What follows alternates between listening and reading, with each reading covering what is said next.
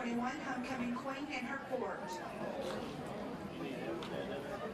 First to enter is maid Megan Avery. Megan is the daughter of Jennifer Johnson and Todd Avery. She is a member of Key Club and attends Central Baptist Church and enjoys spending time with friends and family. After graduation, Megan plans to attend the University of Arkansas and major in biology to later become a radiologist. Megan is escorted tonight by her father, Todd Avery. Her Curly Wolf escorts are number 77, Ty Coger, and number 54, Luke Cole. Ty is the son of Jason Coger and Jody Poole. He plays left guard and defensive end for the Curly Wolves. He is also on the Curly Wolf track team and a member of Shady Grove Baptist Church and involved with the youth group. He was recently named Farm Bureau Player of the Week. He loves working and helping others in his free time. After graduation, Ty plans on attending college to obtain an electrical engineering degree. Luke is the son of Kevin and Sherry Cole. He plays defensive tackle and defensive end for the Curly Wolves. He is a member of FFA. After graduation, Luke plans on becoming a game warden or a cop. Next to enter is maid Cameron Collier. She is the daughter of Jeff and Amanda Collier. She is a member of Key Club and the Lady Wolves softball, basketball, and golf teams. She is also a member of Missionary Grove Baptist Church. After graduation, Cameron plans to attend the University of Arkansas. She is escorted tonight by her father, Jeff Collier. Her Curly Wolf escorts are number 1, Jason Patrick, and number 64, Eli Cadera. Jason is the son of Amy and Jason Patrick Sr. He plays linebacker for the Curly Wolves. He is a member of FFA, Gifted and Talented, and the Curly Wolf track team. He attends First Baptist Church.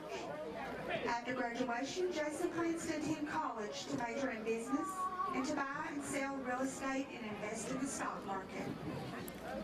Eli is the son of Ashley and Rael Cadera and Eric Fathery and the late Robert Missy. He plays defensive tackle and defensive end for the Curly Wolves. He is a member of FFA and OBU Upward Bound. Eli is all district in football and likes to hunt, fish, and spending time with family and friends.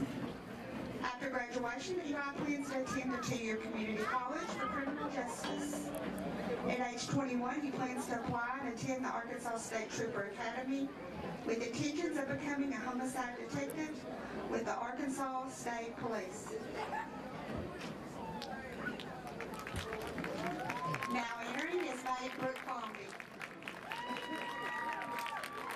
She is the daughter of Al and Kim Bombi. She is a member of Key Club, NHS, and the Lady Wolves golf, softball, basketball, and track teams.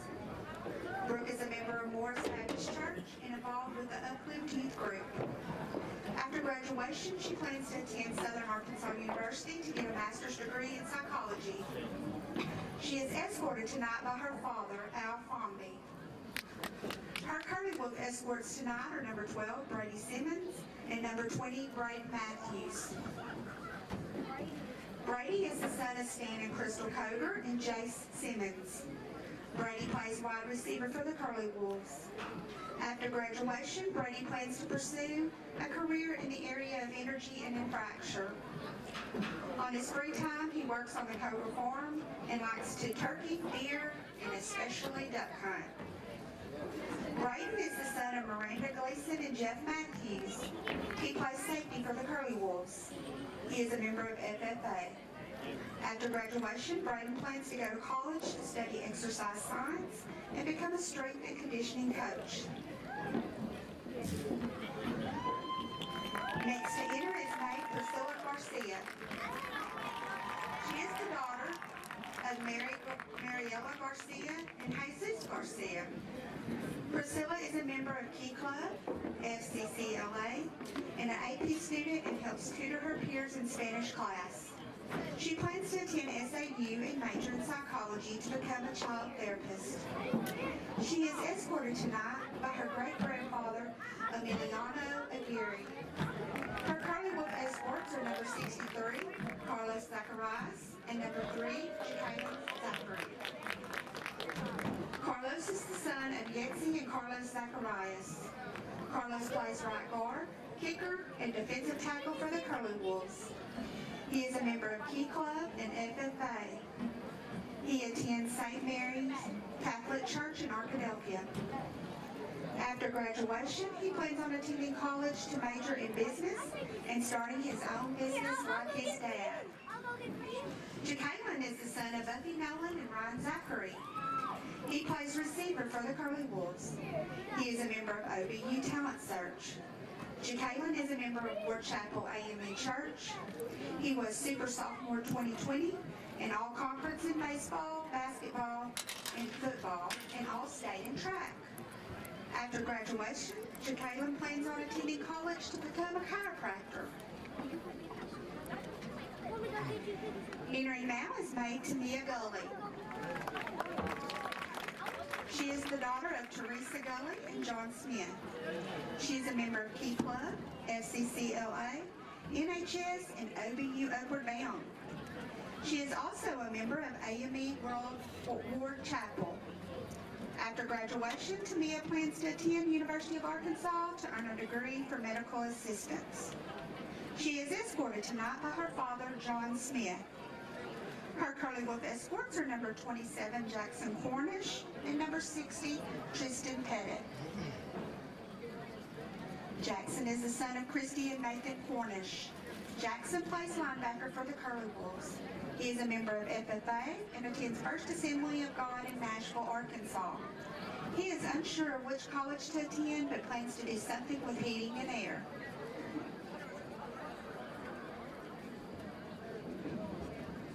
Tristan is the son of Randall and Lupe Pettit. He plays left tackle and defensive end for the Curly Wolves. After graduation, he plans to attend college for forensic science.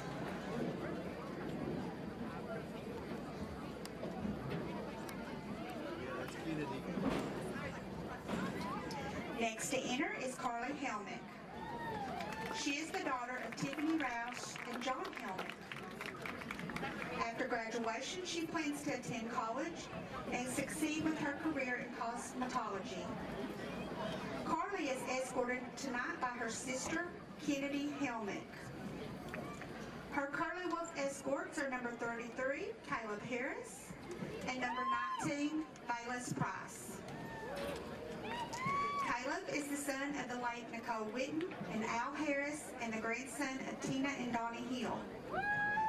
Caleb plays defensive end, wide receiver, kicker, and punter for the Curly Wolves. He plans to go to college and continue to play football.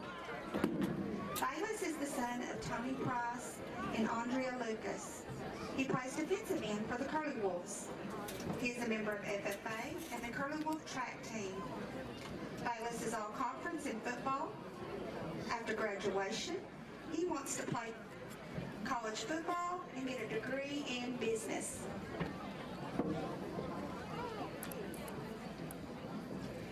Entering now is Shatavia Hopper.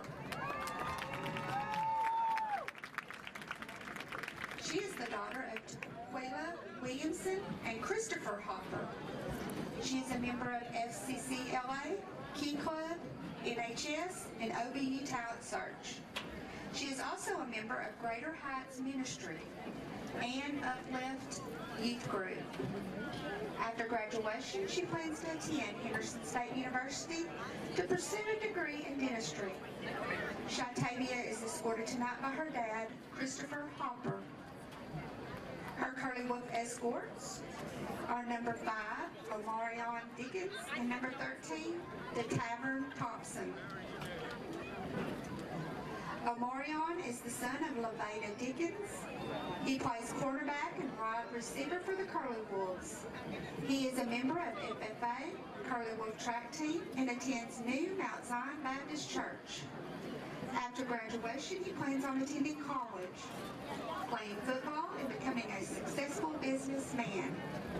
He has made All-Conference and All-State in 2020. DeTavern is the son of LaShondra Johnson and Derek Thompson Sr. He plays corner and receiver for the Curly Wolves. He is a member of FFA, OBU Talent Search, and Munns Chapel Baptist Church. After graduation, he plans on attending Arkansas State to study family medicine. Entering now is maid Leela Ridgel. She is the daughter of Elizabeth and Robin Ridgel. She is a member of FFA, OBU, and attends Midway Church. After graduation, she plans to attend the Cosmetology Academy of Texarkana and to work at a local hair salon. Leela is escorted tonight by her dad, Robin Ridgel. Our Curly Wolf escorts are number 8, John Nolan, and number 18, Jacob Jackson. John is the son of John Nolan Jr. and Kimberly Hunter. He plays linebacker for the Curly Wolves. He is a member of FFA, OBU Talent Search, Curly Wolf Track Team. John is also a member of Ward's Chapel AME Church. After graduation, he plans to attend college and get a degree in welding. Jacob is the son of Crystal Jackson. He plays defensive end and defensive tackle for the Curly Wolves. He is a member of FFA and the Curly Wolf Track Team. After graduation, Jacob plans to own his own construction company.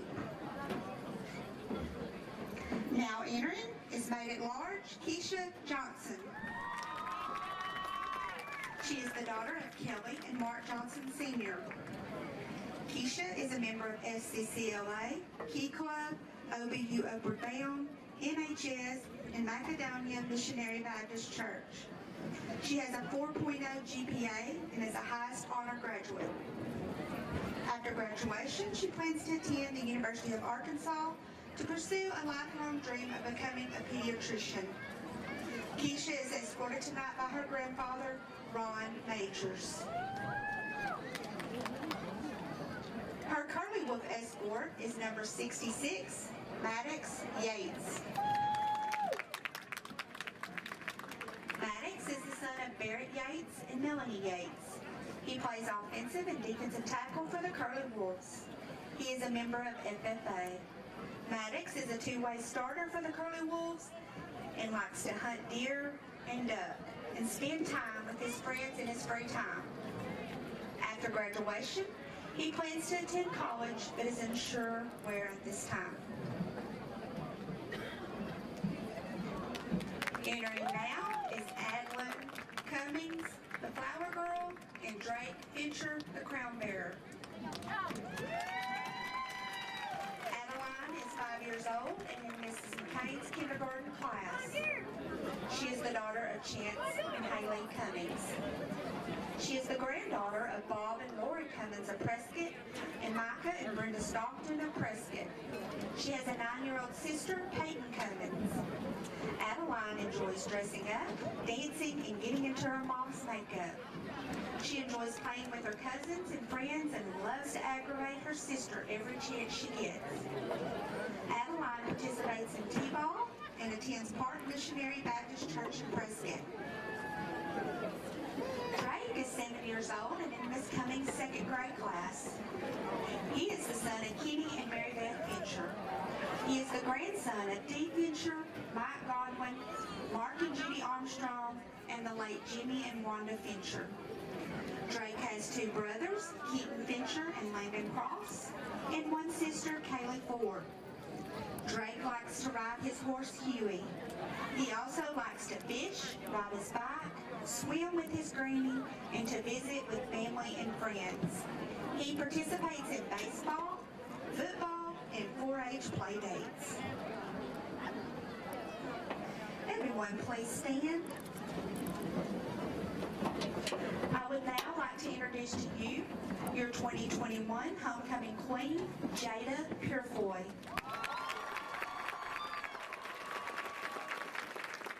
She is the daughter of Jeremy and Candy Purefoy. She is a member of Key Club, FCCLA, and OBU Talent Search. She attends Greater Height Ministries and is the president of Uplift Youth Group. After graduation, she plans to attend the University of Arkansas to get a degree in apparel merchandising and product development. Her biggest goal is to serve the Lord and make her family proud. Jada is escorted tonight by her father, Jeremy Purefoy. Her Curly Wolf escort is number 4, Jalen Hobson. Jalen is the son of DJ Hobson and Jaisha Johnson. He is a running back for the Curly Wolves. He is a member of FFA, Gifted and Talented, and the Curly Wolf track team. After graduation, he plans to attend college to pursue a degree in physical therapy.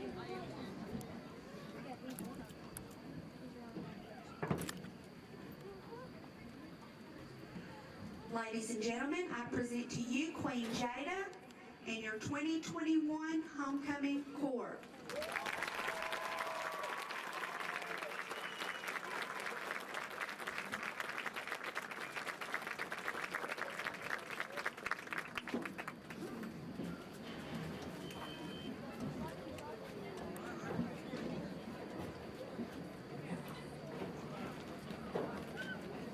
You may be seated.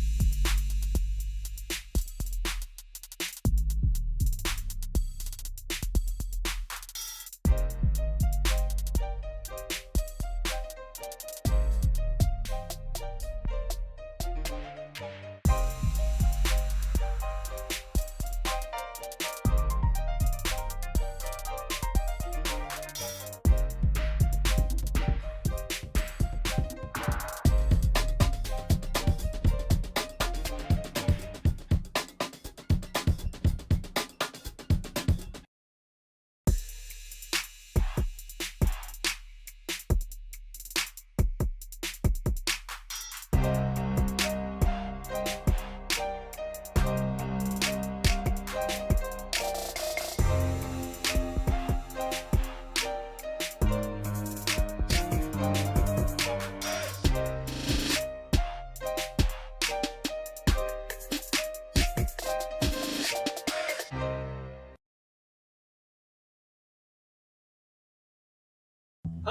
my name is Blake Montgomery, and I'm running for prosecuting attorney for Hempstead and Nevada counties in this upcoming May election. I grew up in Hope, and I love Southwest Arkansas. That's why I came back to start my own law firm. Through my practice, I've had the privilege of helping so many of the great people and businesses in Hempstead and Nevada counties, and I've seen firsthand the importance of justice, honesty, and fair dealing. I want to bring these values and common sense practices to the prosecuting attorney's office. You can join our campaign by finding us on Facebook or on our website, and I look forward to your support in this upcoming May election. Hi everybody, my name is Carlos Zacharias and I own Casa Carlos Mexican Restaurant in Prescott. We're located in 2076 Highway 19 at Justin Loves, and I want to invite everybody to come to try my fajitas, my chimichangas, tacos, and we also have strawberries and cream, ice cream, and many more things. So please come to see us. We also stay open after Curly Wolves home game, so we stay open till 11 p.m. So come to see us, please. Thank you. Come to see us at Casa Carlos. We'll see you tomorrow. Go Curly Wolves! Your heritage began in 1911 when the Bank of Delight was incorporated with the Arkansas Secretary of State. The Bank of Delight has become one of the oldest and most respected banks in Arkansas. Our strong reputation is based upon our financial stability and community leadership, and our customers knowing that they can depend on us in the good times and the bad. We would like to thank our customers past, present, and future for giving the biggest little bank in Arkansas an opportunity to assist you with your financial needs. Go Curly Wolves!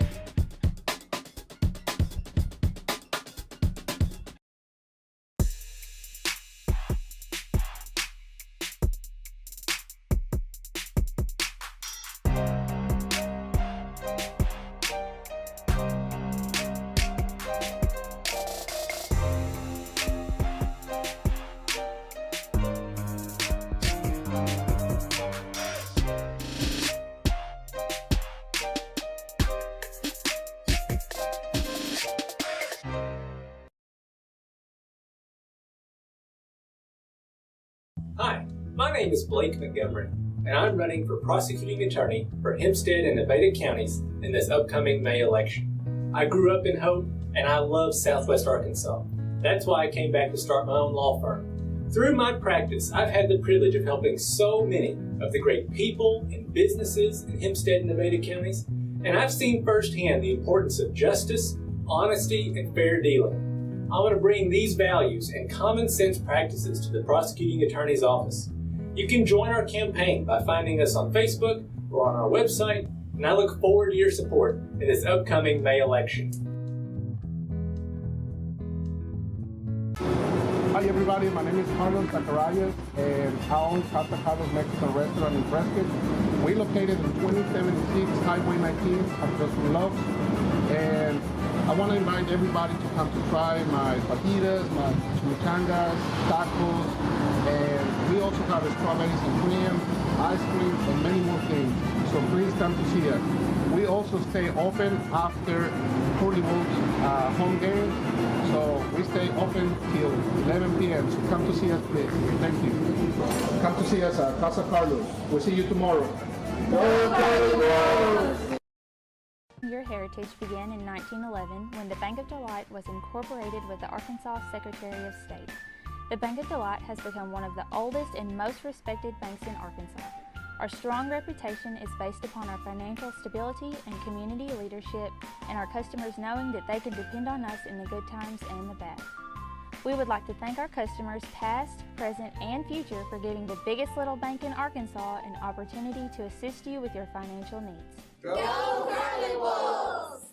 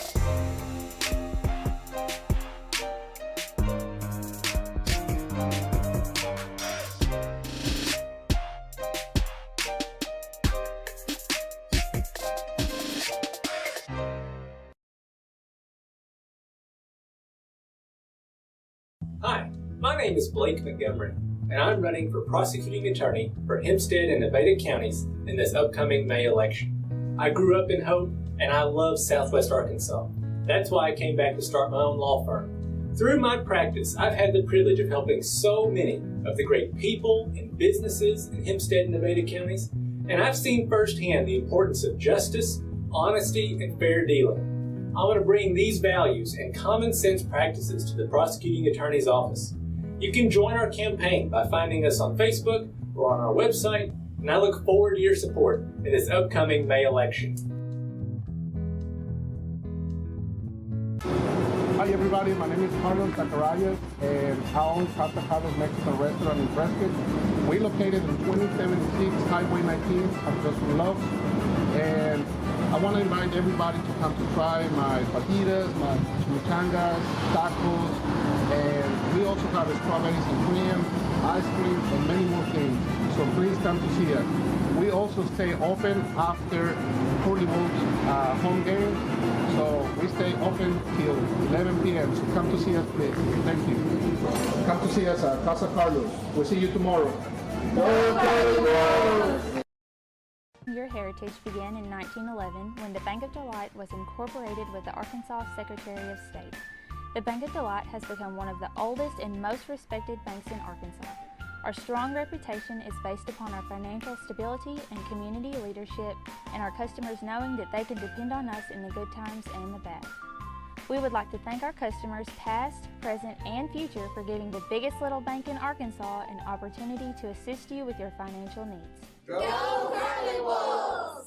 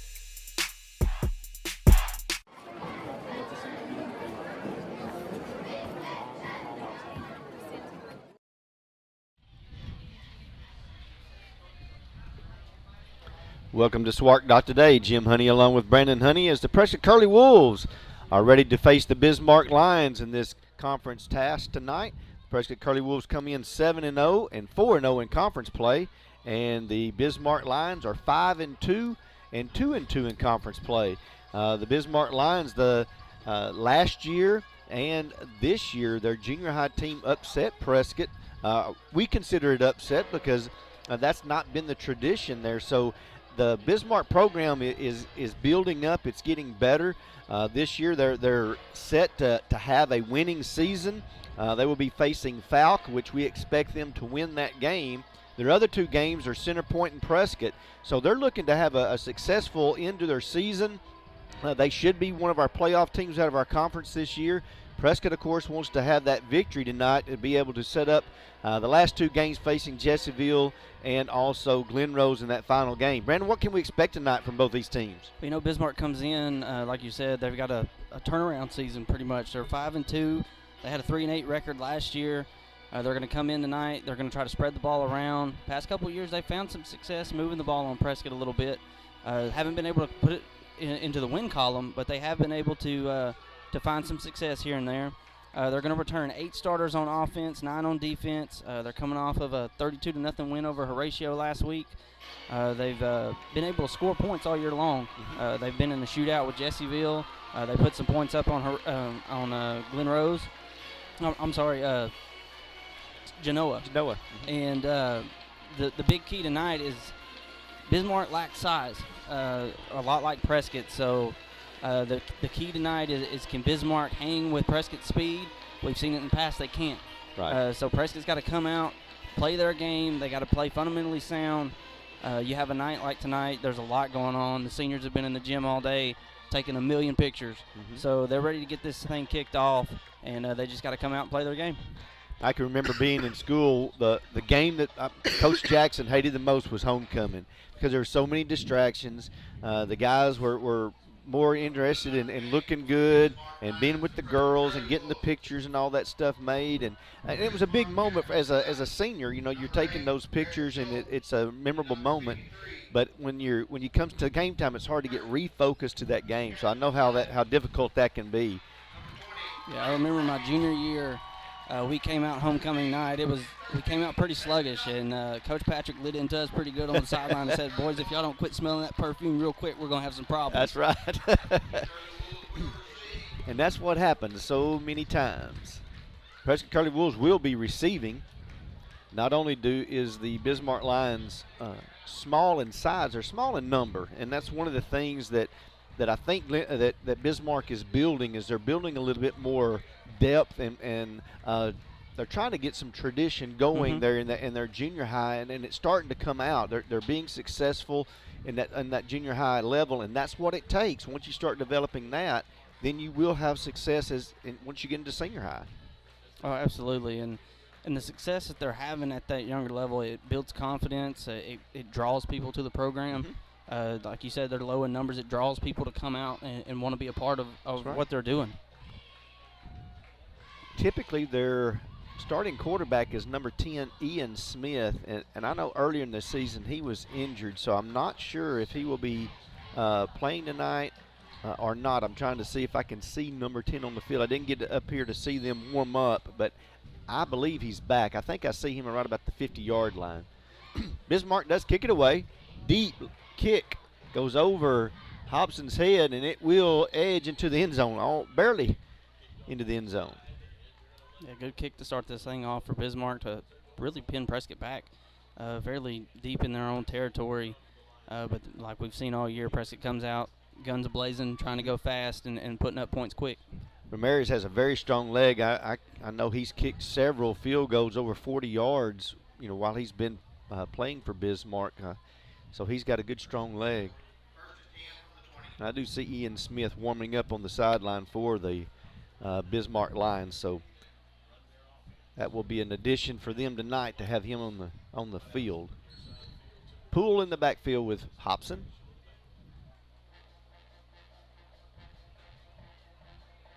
Have twin receivers to each side.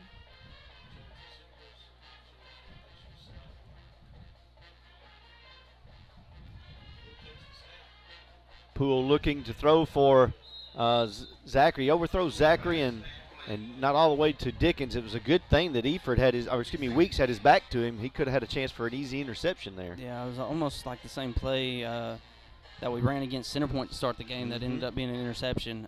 Carson just kind of overthrew Zachary there. Good thing that the defensive back wasn't turning looking for the ball. 2nd down and 10 for the Curly Wolves.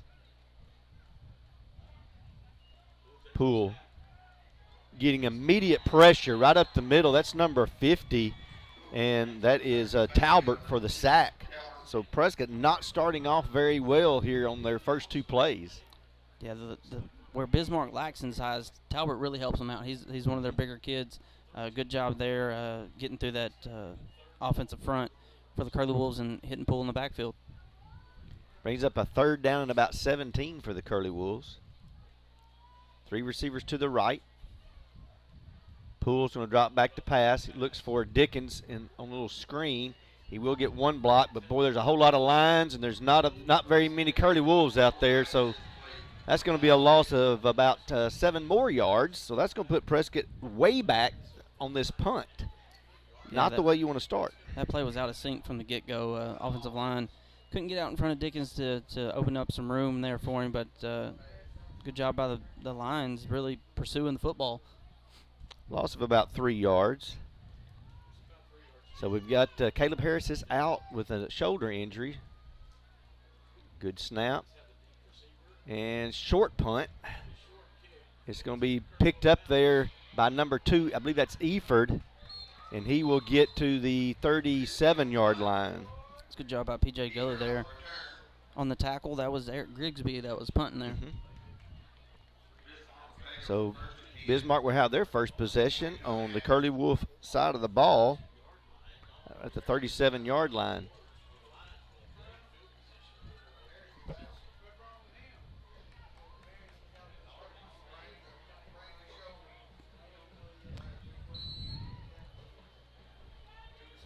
Smith waits the snap. He's going to drop back to pass. He's got a receiver open down the sideline. It's going to be out of play. The pass was intended for Weeks, and Dickens did knock it away. That was a good job by Marion getting back. Weeks had a step on him, but the ball was held up in the air, and Dickens was able to get back and knock that one away. It was a little stop-and-go route, and Dickens bid on the stop, and good thing he had some size and speed to get back there and knock it away. 2nd down and 10 now for the Lions. Smith looking for a little zone read, and Cole broke that up right at the point of contact. Yeah, Luke Cole got in there and really disrupted that one right at the mesh point. Did a great job getting in the backfield and messing up that play. Bring up a 3rd down and 12 now.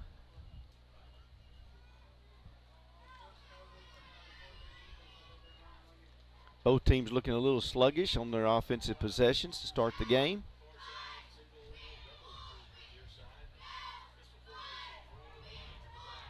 Smith's going to drop back to pass. And got a lot of pressure there by Cole, and I believe that was Muhammad also. Yeah, good job by both of those guys. Really getting through that Lions offensive front. Muhammad and Cole both coming from their defensive tackle spots, putting pressure on the quarterback. So both teams went backwards on their first possessions.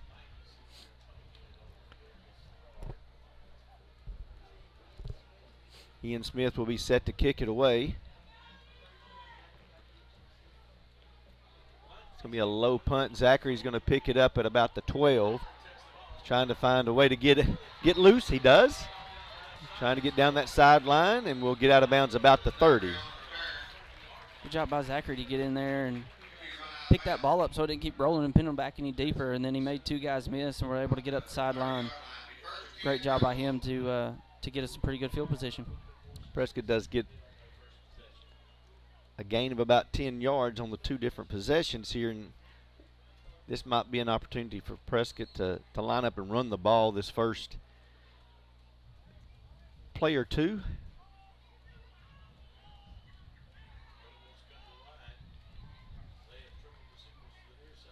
Poole. Oh, a bad snap there. Poole's going to get it picked up. He's going to look for someone to get the ball to. No one to throw to, and he'll be sacked at the 15. That's a loss of 15 yards. Yeah, not a good start here offensively for the Curly Wolves. Carson may have been able to throw that one out of bounds without losing any yards. But it's a good job to get the ball picked up and to get what you could. It's going to bring up a 2nd down and 35. Excuse me, 25. Poole will give the ball to Hobson. Hobson will get up to about the 25-yard line, a gain of 10. Good run there by Jalen. We were talking before the game that we were expecting Jalen to eclipse 1,000 yards tonight. He's right on the cusp of 900. So a big game from him tonight would put him over 1,000. Pick up 11 on the play, so 3rd down and 14. Poole's going to give the ball to Hobson around the left side. Cuts it back in, and he's going to be met by 3 Lions, and they'll have him stopped at about the 31. Now this is a different Bismarck Lions team that we've seen in previous years. They've come ready to play tonight, doing a really good job on defense, flying to the football, and not giving Prescott the opportunity to get their playmakers in space. So Prescott's 2 offensive possessions have still netted 0 negative yards. Actually, with the first possession losing, Eford's going to catch it at the 40-yard line. He's going to get around a couple of defenders, and he's going to be stopped at the 50. Good return there for Eford. A good return. Going to have him starting right there at the 50-yard line. Good job by Dorian Thompson to get in there and make that tackle after Eford was able to make a few guys miss. Well, so far we've seen the play offensively. We see the effects that homecoming has on your team, and not taking anything away from Bismarck. It's just the fact that you're distracted. The things are just not always in sequence.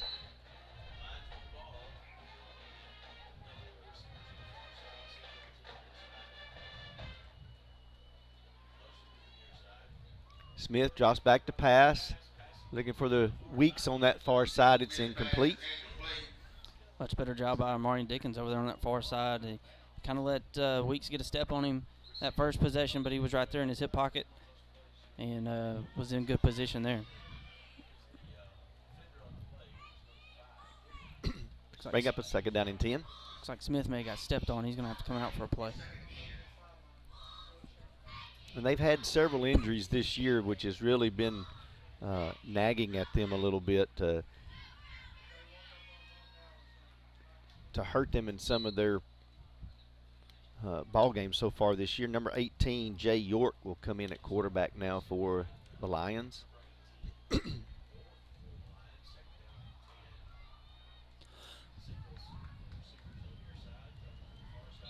Prescott was offside, lined up offside. You can see that one from here. We were right lined up on it. Yeah, lined up right on it. Things aren't going the Curly Wolves' way right now. They got to figure out a way to get this straightened out, especially on offense. They not a typical offensive night for the Curly Wolves, especially this early in the game. They're typically able to put points up quick and put teams in a bind, but tonight their defense is going to have to bow up and help them out here. 2nd down and 5.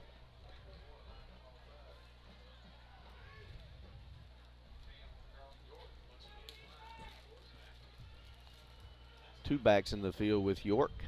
Oh, a high snap over his head. And it's going to be sacked there by Cadera just inside the 35. It was a good job by Cadera to keep putting pressure on the quarterback. When you're in that situation as a quarterback, you're just trying to get on the ball, and if you can put pressure on him with the defensive lineman, that can cause some mistakes and possibly him kick that ball or not be able to recover it. I was lost of 20 yards on the play, and so far tonight this has been an extremely sloppy game as we're getting underway here. I had one positive play. Smith drops back, looking for a receiver. He's going to let it go, and it's going to be caught right at the original line of scrimmage at the 50 to Eford.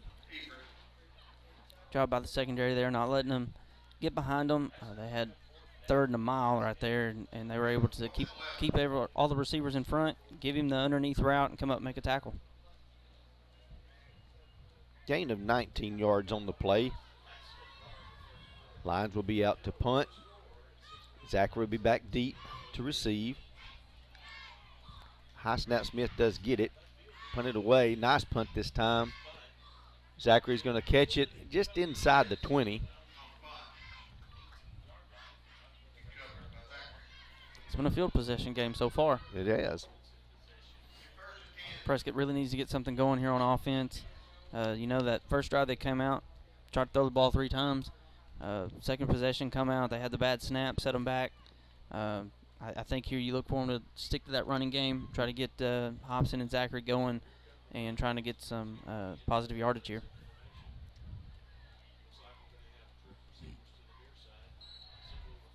First and 10, Prescott.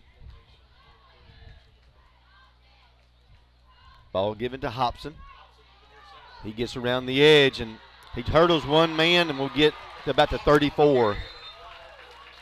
Great job by Hobson. I I was thinking you couldn't hurdle them in high school, but they may have changed that. But that was a great job by Jalen. That's something you see on Saturdays and Sundays. Great display of athleticism there to move the chains for the Curly Wolves. 16-yard gain there by Jalen.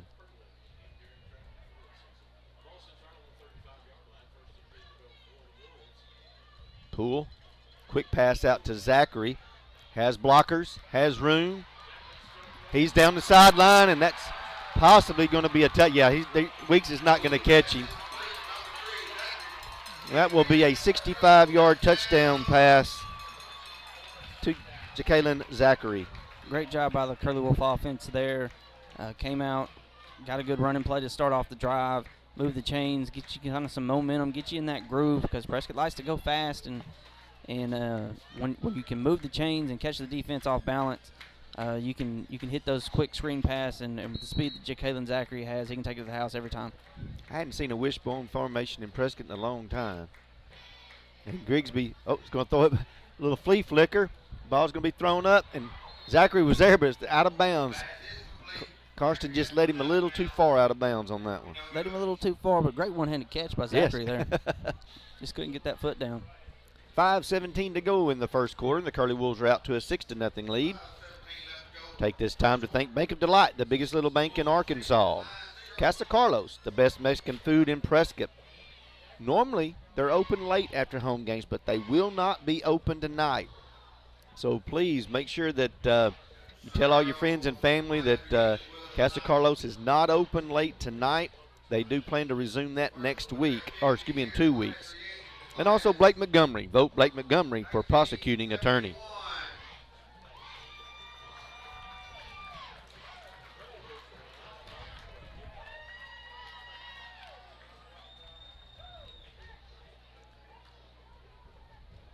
Rabadon will be on to kick it off.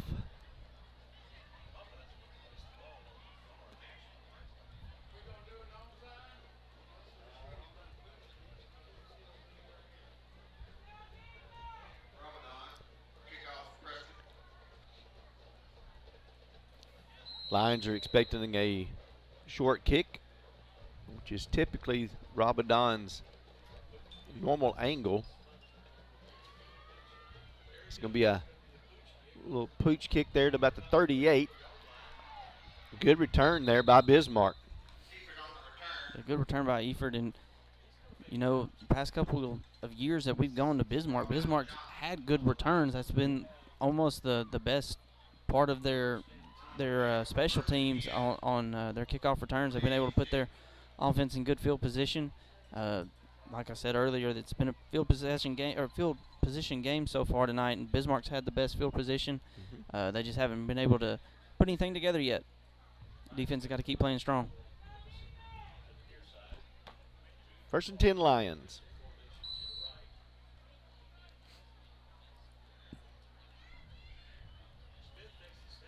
Lions he's looking for his receiver there. That was caught by number 14, Bates. A good route by Bates, just ran it a yard short of the sticks. Little out route, and Smith was able to find him. Had a step on the defensive back there, but a good job by DeTevin Thompson to close in and push him out of bounds before he get across the sticks there for a first down. 2nd down and 1.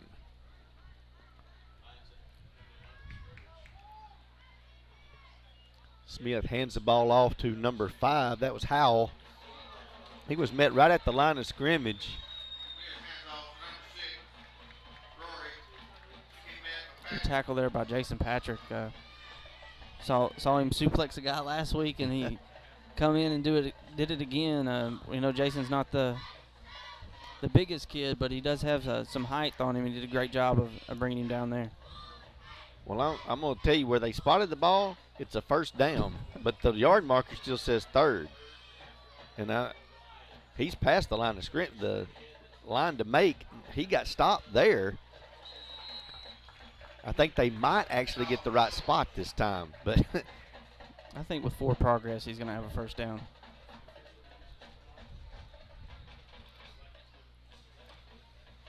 This official on this side is going to have and he's going to mark him for a first down. And like I said, They had it marked further on the on the last play.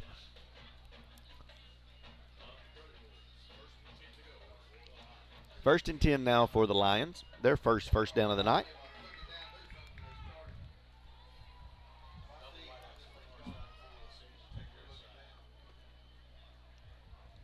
Smith drops back. Cole is there. He gets around him, and he's got a receiver open. And Dickens just lost him, I guess. I don't know what he was doing, but he was not there with him. Yeah, Howell found a empty spot in the field and just sat down, turned his shoulders to the quarterback, showed him his numbers. But good job by Jalen Zachary closing in on that one. He almost got there to pick that one off, but a good job to get in there and lay a lick and bring the receiver down. Gain of about 13 on the play. Brings up a 1st and 10 for the Lions at the Curly Wolf 30-yard line.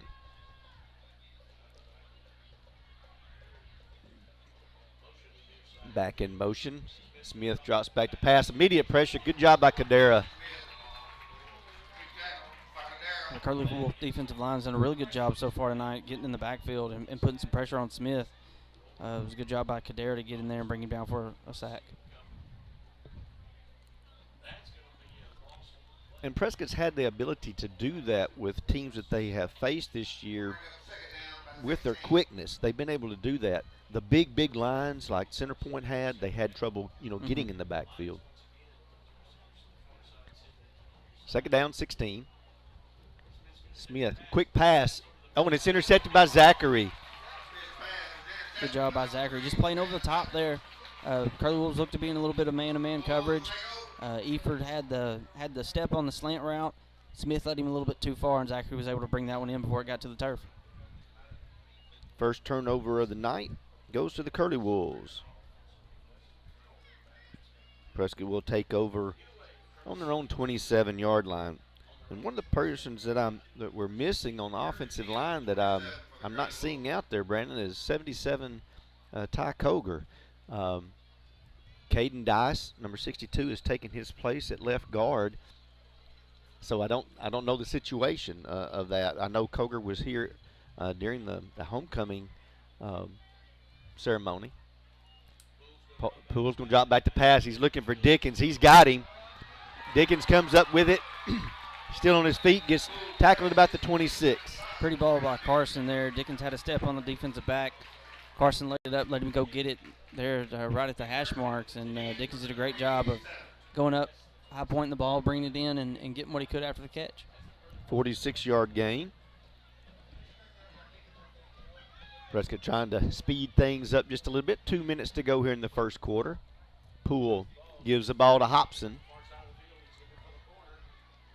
Oh, and that's probably going to be a holding on that left side. Flag is marked at about the 20. Usually that's where you see a holding call.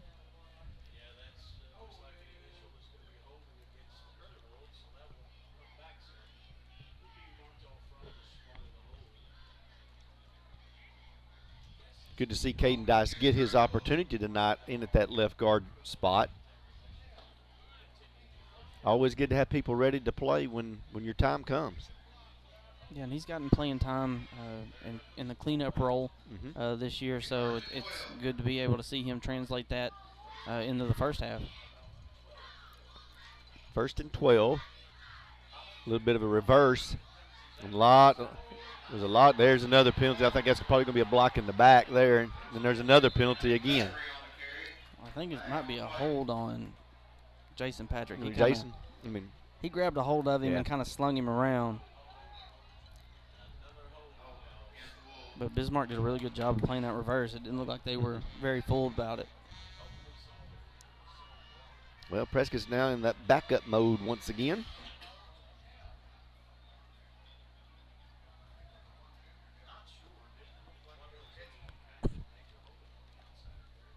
That's going to back Prescott up even further. Going to back it up now to the 42-yard line. Prescott needs to get down to the 17. So it's a 1st and about 25.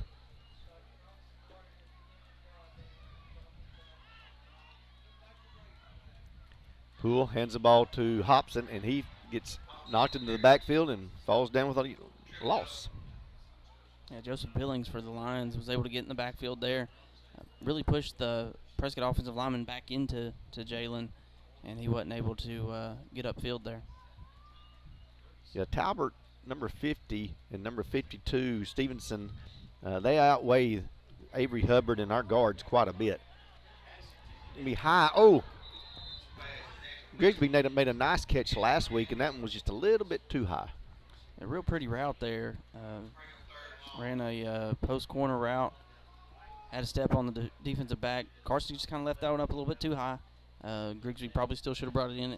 Got him right in the hands, but that's something that was good to see. The timing was really good there.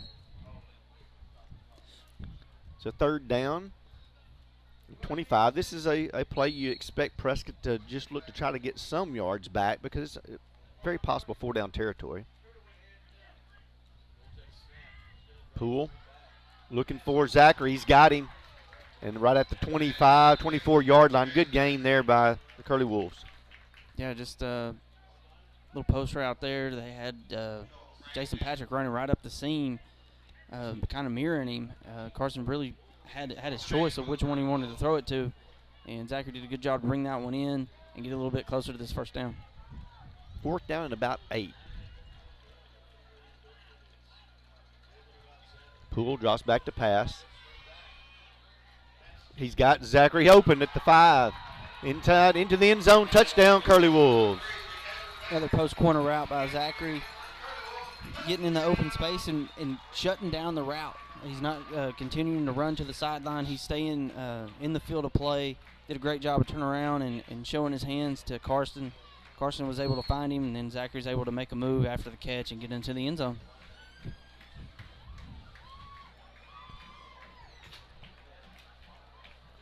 Prescott will go for 2. Oh, another bad snap. Poole does get it picked up. He's going to throw the ball. It's a little high to Thompson. Good tackle there. I believe that was Weeks made a good tackle. So 2-point conversion is no good. Prescott does come away with their touchdown and increases their lead to 12-0 over Bismarck. Yeah, the second bad snap we've seen tonight. Both of them have gone to the right of Carson. He hadn't been able to get over there and get it, but so far the snaps are going a little bit to the right of the quarterback. Got to get that cleaned up, especially this late in the season. Right, and it's something that Avery hasn't done, this year. He's had good snaps. There's just something about tonight that he's got him off, and it may be because he's got such a big guy right across from him. Trying to get it back there quicker. That's right. We want to thank Dalrymple Crane Accounting, bringing you professional accounting services year-round. Hope Tractor, your local Kubota dealer. UAHT, your bridge to a brighter future. Herndon Fuqua, our family serving yours. Rabadon set to kick it away.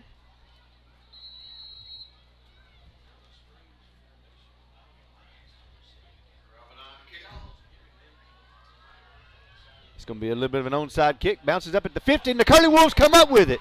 That was number 17 for the Curly Wolves. So Monty Tidwell did a great job going up and getting that ball. Yes. Perfectly bounced ball. Yeah, great kick by Rabadon. Angled that one perfectly and really did exactly what you want. Get that second high hop. And Tidwell was able to go up. And at that point, it's almost just going up and getting a rebound. Block the guy out and go up and grab it. And he did a great job there.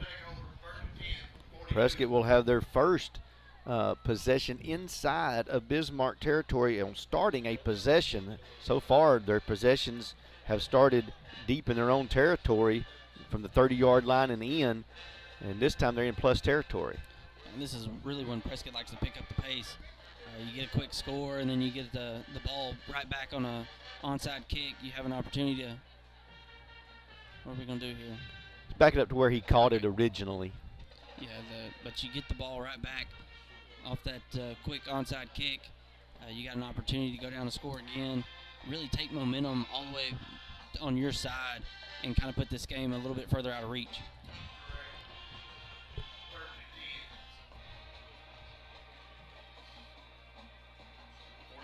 Four seconds to go here in the first quarter.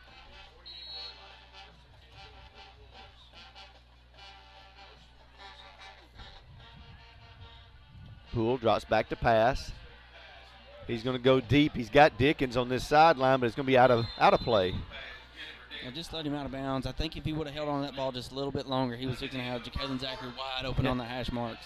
But he got rid of that ball quick. Good protection by the Curly Wolf offensive line. Both receivers were open, but he just let him out of bounds there just a little bit. And that'll come with a little bit more experience. Poole's had such great success this year, and he's been sharp. He's been on target. He's thrown some really, really good passes. And I think sometimes when the guy is so wide open, you try to overthrow it a little bit maybe. Yeah. He's gotten better really ever since that first drive against Newport. He came out and he had some high throws, had some lower throws. Of course, he was making some long throws. He was making them out to the sideline that he typically probably wasn't making in a junior high game. But since then, really since the second half of that game, he's taken off and has played really well all year. At the end of our first quarter, the Curly Wolves are leading 12-0. We want to thank Shelter Insurance. Let Eli Ratcliffe and your right coverage at the right price. Prescott Automotive, providing Prescott, Arkansas with quality car care at affordable prices. Hines Trucking, 85 years of excellence through safety and performance. And State Farm Insurance, Lee Doucette, here to help life go right. Call Lee Doucette today. And, of course, we want to thank our title sponsors, Bank of Delight, Casa Carlos, and Blake Montgomery, who is running for prosecuting attorney. As we get ready to start the second quarter, Prescott has the ball at the 48-yard line, second down and 10. Dickens goes in motion. Ball given to Hobson. He's got plenty of room that right side. And he will get down to about the 30 is, I believe, where they mark him out. Great job by the right side of that offensive line there, really opening up that hole down the field for Jalen. And Jalen was able to put his foot in the ground, cut it outside, and get up to the sideline for a big gain there. 19 yards on the carry for Hobson.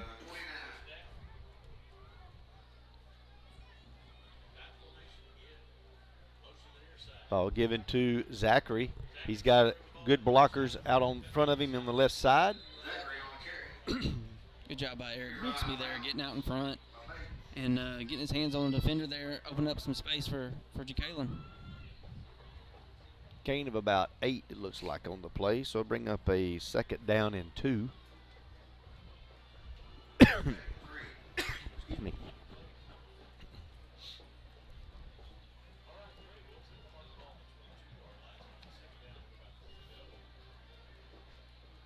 Three receivers to the left. We'll send Dickens in motion.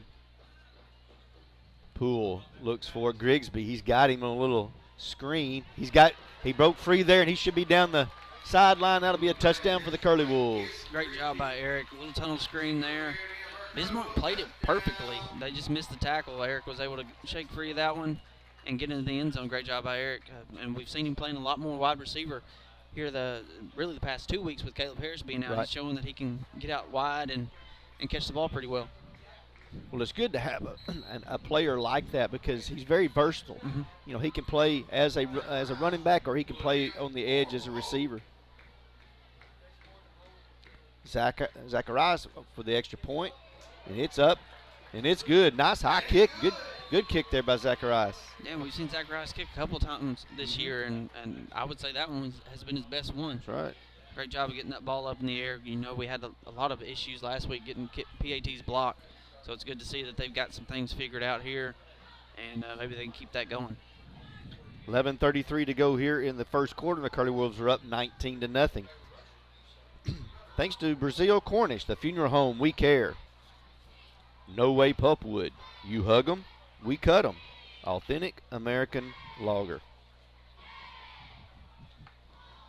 PSC Spray Services, pesticide, herbicide, and aquatic applications for residential and commercial. Robidon on to kick it away for the Curly Wolves. This is where we do miss Caleb Harris, is on the kickoff, because he really can put a team back deep.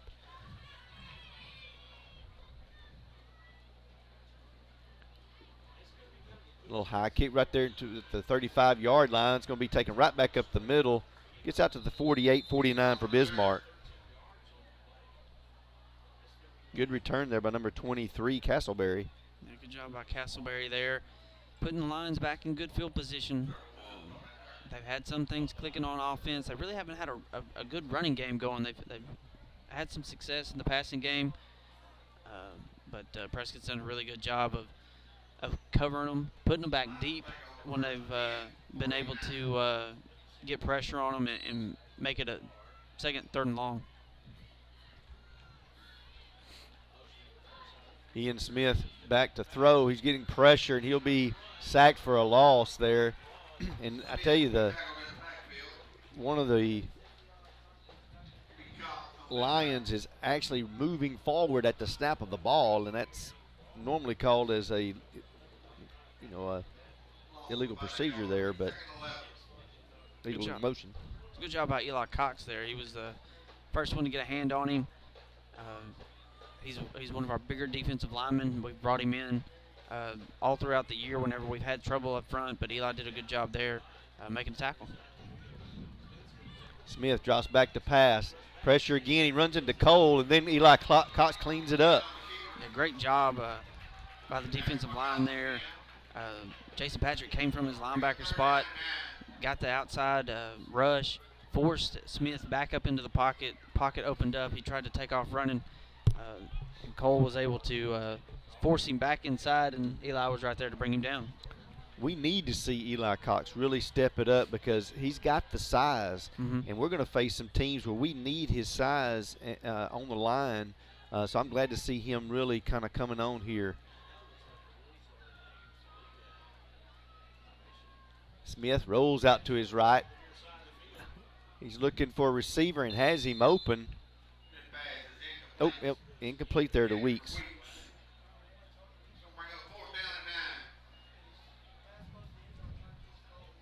Good route there by Weeks, though. The Lions have done a really good job of running the routes to the sticks. Running it right there, a yard or two deeper, but just couldn't bring that one in. You know, and one thing about Dickens, he's a very good athlete, and I would like to see him be more physical and aggressive at that cornerback because he can be. Nice punt there by Smith. It turns the ball over at the 10. It's going to roll to the 5 and barely into the end zone. A good high spiral punt, though. That was about a 50-yard punt. Nice job. Prescott will be starting at the 20-yard line. And other than the onside kick, Prescott has started 30, 20, 20, 29. It's just been, you know, they've had long fields to work with, and you know, the first couple of possessions were ended in punts. Prescott seems to have gotten some things moving a little bit more consistently on the last couple of possessions. 9:54 to go in the first half.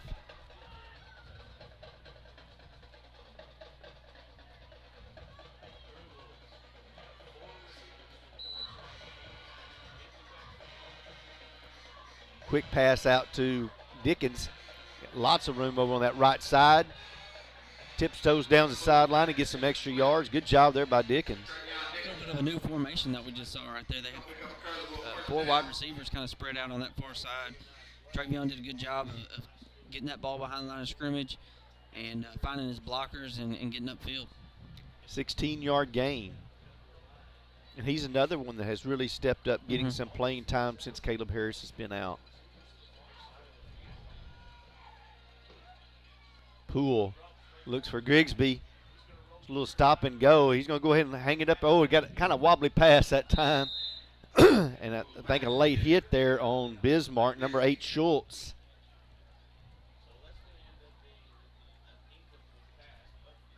And Grigsby ran that stop and go route there.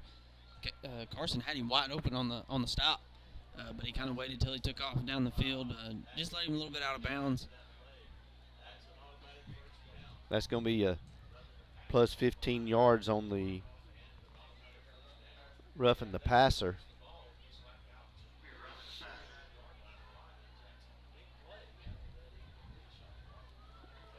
One thing that I've liked about these post corner routes that Prescott's run tonight, and even the out routes. Carson's done a really good job of putting the ball where either his receiver's going to catch it or it's going to go out of bounds. Right. He's done a really good job of that tonight. Poole, a quick pass out to Grigsby. Good stiff arm, and he gets out of bounds at the 35. So that's going to be another first down for the Curly Wolves and a gain of about 14. Exact same look that time, but the Curly Wolves hit the hitch route. Great job by Carson to get that ball out quick. That's a long throw. Coming back over to this side of the field, and Grigsby did a good job of getting a first down.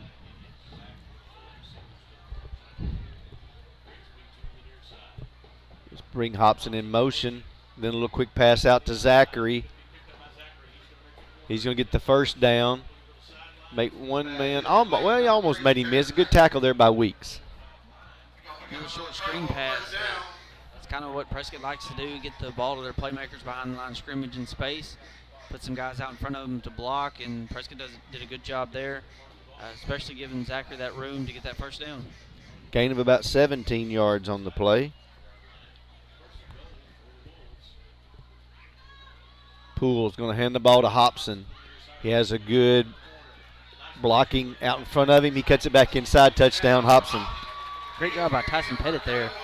Really leading the way for Jalen. Jalen was able to cut that ball back to the middle of the field and give it up the field into the end zone. 9:10 to go here in the first half. Curly Wolves put on another touchdown, and Zacharias will be on for the extra point.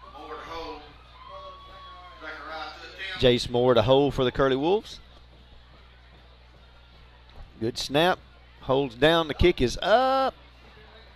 And it's good. Just inside the right upright. And there's going to be a late penalty. Maddox Jakes ended up on the ground with his helmet off. I think some Bismarck players are not liking the way they're getting handled up front. Prescott's done a much better job after those first two possessions, really playing physical up front and opening up these holes. And that can do it to an opposing team.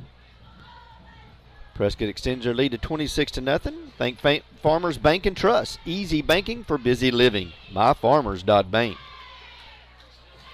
And the Bank of Delight, the biggest little bank in Arkansas. Casa Carlos, the best Mexican food in Prescott. Blake Montgomery. Vote Blake Montgomery for prosecuting attorney.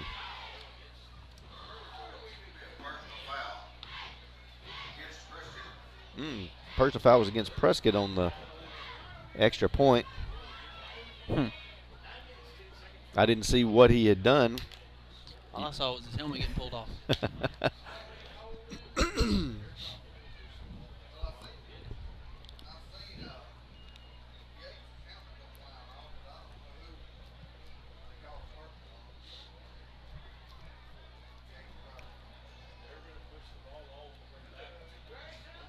Prescott's going to be kicking off from their 25-yard line.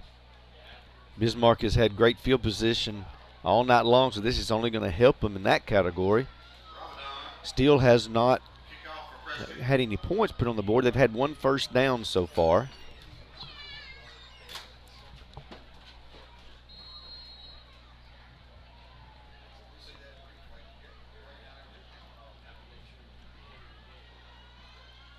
Robinson kicks it to the middle of the field. It's going to be taken at the 45 by Castleberry. And he'll get out to about the 47-yard line of the Curly Wolves. Good job by the kick coverage team there, getting down the field and bringing Castleberry down.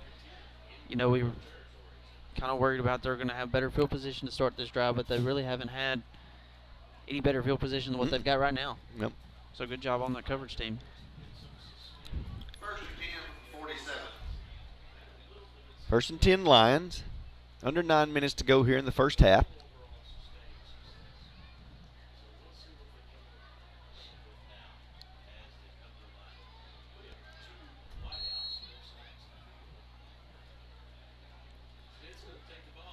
Well, Smith's going to get swarmed right at the 49-yard line. Curly Wolves came with a blitz there, and it was almost an all-out blitz. The linebackers were coming up to the line of scrimmage before he even snapped the ball, and it didn't help that defensive line got in the backfield too. Great job by Prescott up front, getting in the backfield and bringing Smith down. 2nd down and 12. Oh, bad snap, and Smith just has to fall on it. Ball hit him in the knees. I don't think he was ready for it. No, he wasn't, because he wasn't looking for it. That's going to back him up 5 more yards.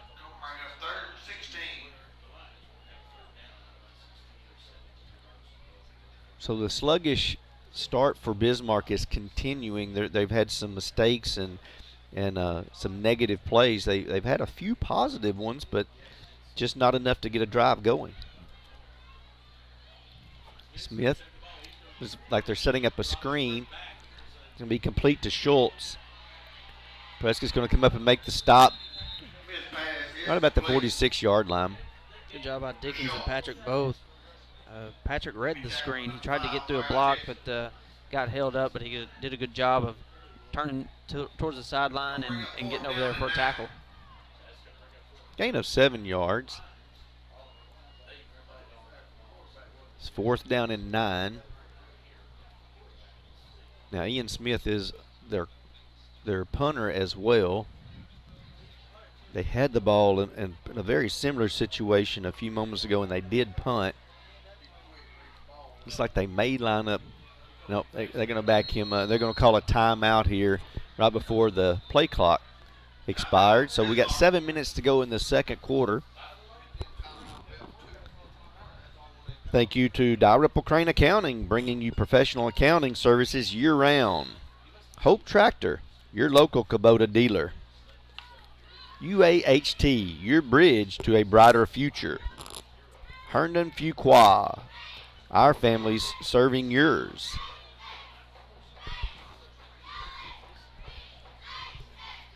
Well, Prescott seems to have kind of gotten things back on track a little bit, Brandon, after the first 2 possessions ended up being punting situations for Prescott. But after that, they've kind of settled back down, and they seem to be more in their routine. Yeah, they came out slow, kind of like what we were talking about in the pregame. Is kind of everything going on. You worry about having a slow start. They came out slow, but they did a good job of getting things together, especially offensively up front. They got back to the running game and their short passing game, and since then they've been able to just move the ball whenever they want to. Interesting to see what Bismarck may do on this situation. It looked like they were going to rush out and line up for an offensive play, and then at the very last second, Smith dropped back like he may be going to go ahead and punt it, but then the time was about to expire. The last punt that he had was really a good punt, and it just barely rolled into the end zone. They're a little bit closer in this situation. They are going to line up offensively, it looks like, and not in a punt formation. Smith going to roll out to his left. He's got a man open, and it's going to be caught. He got away from Glass, and he's going to be in the end zone. Touchdown, Bismarck. On a 4th down play, they make a 46-yard touchdown pass. Yeah, Smith was just looking to get the first down there when the wide receiver ran a yard past the sticks, turned on the hitch route. Smith hit him. Really, Jerry Glass was there. Almost like the ball went through his hands and into the receiver's hands, and the receiver was able to get away from the defense and take it in for a touchdown.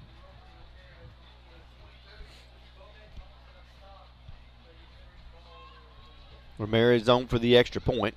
53 to hold. Ramirez to attempt.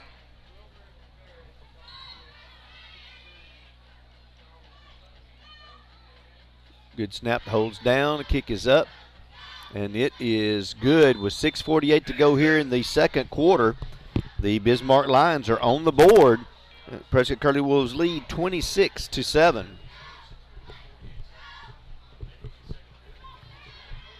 Thanks to Shelter Insurance, let Eli Ratcliffe find you the right coverage at the right price. And Prescott Automotive, providing Prescott, Arkansas with quality car care at affordable prices. Hines Trucking, 85 years of excellence through safety and performance.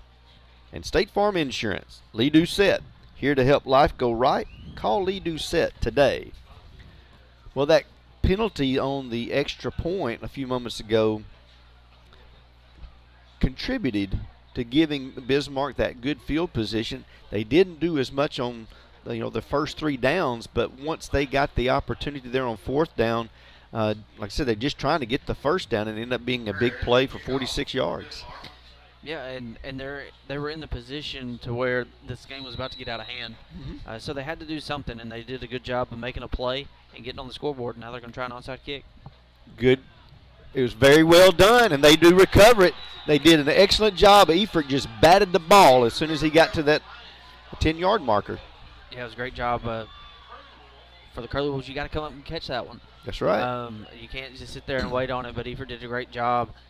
They're batting it away, like he said, and really you're going to have better field position because he did it. And they will recover it at the 36-yard line of Prescott. 1st and 10, Bismarck. Now, I don't know whether they have to go back to where he originally touched it, but it's going to be kind of difficult to get that exact mark.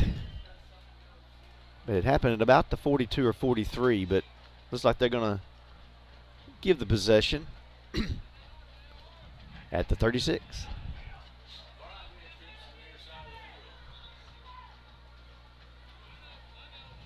Prescott defense needs to step it up right here. Yeah, this is a big opportunity for Bismarck to really get back in this ball game. There's no quit in these lines.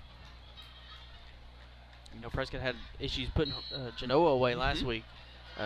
Genoa kept kind of hanging around. Smith is being just swarmed by the Curly Wolf defense. A good job. Good job by the Curly Wolves. Great job by Kadera getting in there and getting his hands on the quarterback to bring him down for a loss.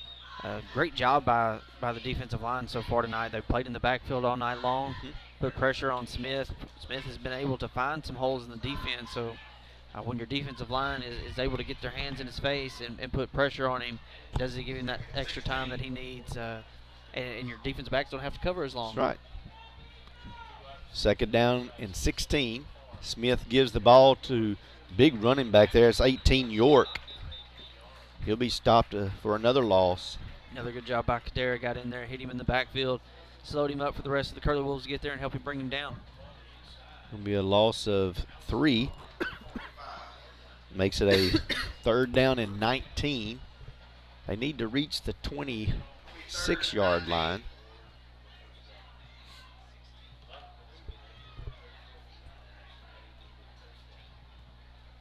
And this could be 2 down or 4 down territory, I should say. Also, Smith drops back to pass, has time. Muhammad does get through. He gets free. He's wide open there, and Eford will have. If he doesn't get the first down, he's about a yard short. He's right at it. I think they're going to give him the first down, but Bismarck's wide receivers are doing a great job running their routes, getting first down yardage, and they're not getting yards after the catch. They're catching the ball, and Prescott's normally there to bring him down or push him out of bounds. But the wide receivers are doing a great job of finding where they're at on the field and getting first down yardage. 1st and 10 Lions. 5:24 to go here in the first half.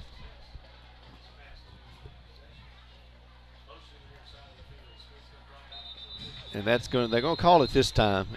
And he's turning upfield early. That's number 25, Urban. And the thing is, the referee on the far side called it, and it's happened 2 times on his side, and he hadn't called it.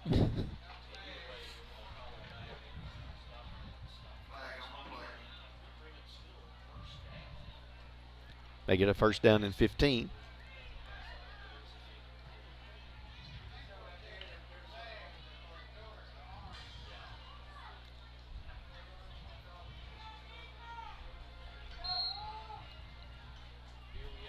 Smith with Schultz in the backfield.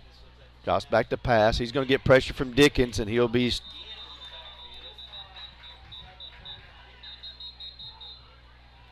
He never was really down, but I guess they called him wrapped up in. Travion had him stood up there, did a great job coming from his outside linebacker spot to get him in the backfield, but I think they called his forward progress stop, which trying to avoid injuries, especially when you got a quarterback stood up and the rest of the defense coming flying in at you. Definitely to the benefit of the player, but maybe not to the team and their progress. 4:40 to go here, first half. Second down and long. Smith, quick pass out to the side to Weeks. He's got it, but a good job there by Dickens and Tidwell. I think Dickens would have got there first if he wasn't being held there. Yeah. He read that one perfectly, and Tidwell did too. Great job by those two guys coming in and making a tackle. Gain of about a yard.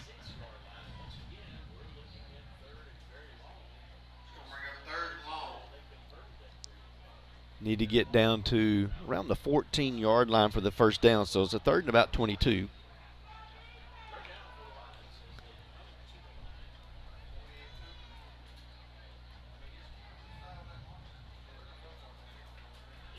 Tighten up the coverage a little bit here for the Curly Wolves.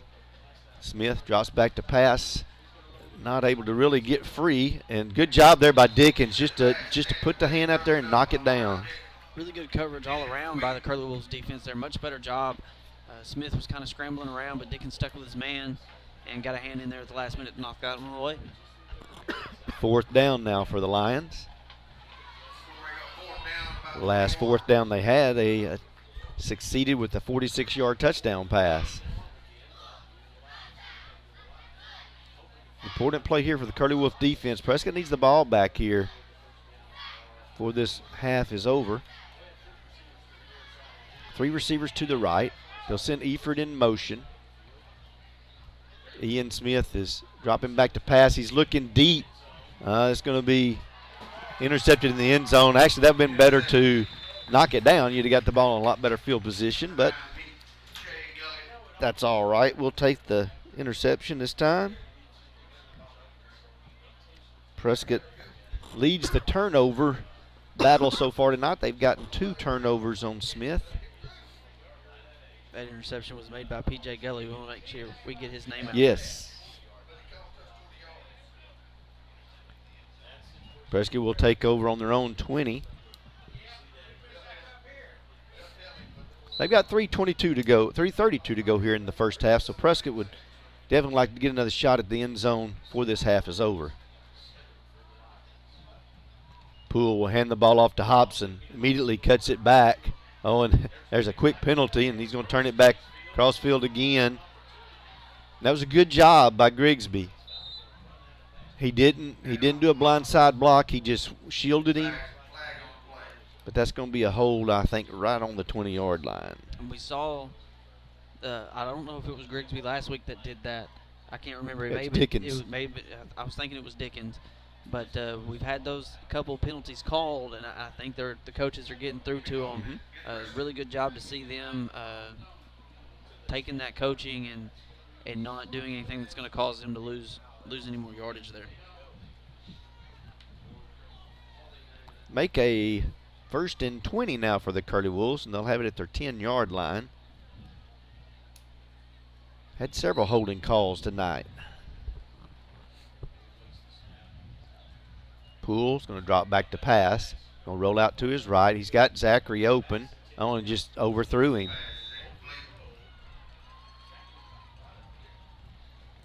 That's where you got to stop and set your feet. When you're running and you kind of just flip it, you don't follow through quite as well. He'll learn from that. 2nd down, 20.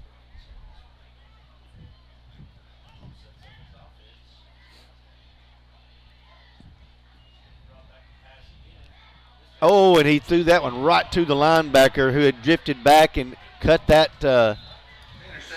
pass off and intercepted by number 53. That is Zach C. C's read that one all the way. Read Carson's eyes. Carson was keyed in on Eric Grigsby there. Good job by Jalen Hobson, though, coming up, saving a touchdown.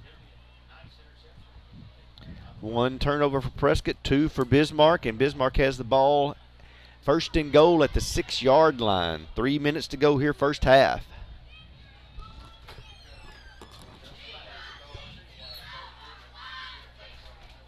Smith gives the ball to, look like, well, couldn't tell if that was Schultz or if that was Rory. Good job by Jason Patrick and Luke Cole there making the tackle, stopping him for almost no gain. That was Rory on the carry, marking for no gain. Second down and 6.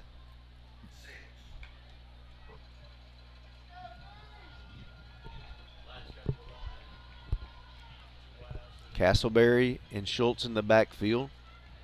Smith looking to try to get the ball loose. He can't. Oh, and he got free. He's still loose, and he is going to get in the end zone, I believe, or stopped at the 1. Marking down at the 1 there. Ooh.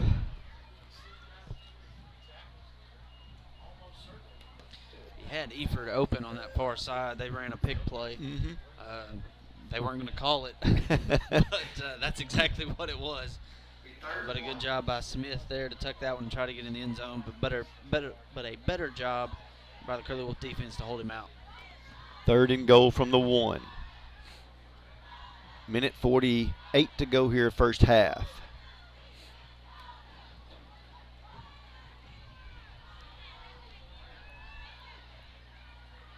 York and Schultz in the backfield. Prescott meets him right at the line of scrimmage, and he will not be in the end zone. That's a good job by the Curly Wolf defense again. Yeah, Luke Cole's first one there on the scene.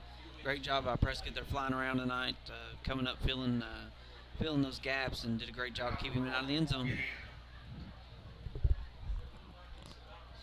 Gonna make it a 4th and goal from the 1.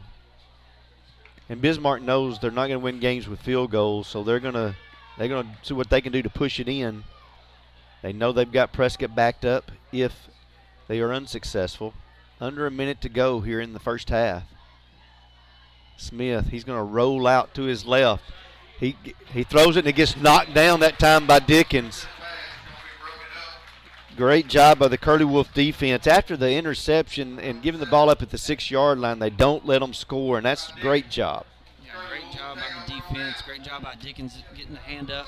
That's one thing you want to do. If you can't get to the quarterback, get your hands up in that passing lane. Did a great job of knocking that ball down.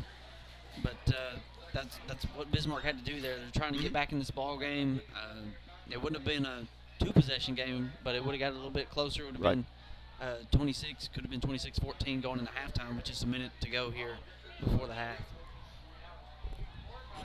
Prescott will now see what they can do from their own goal line here.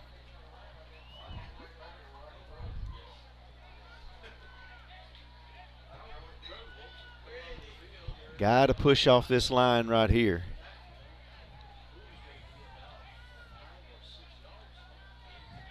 Hobson in the backfield with Poole.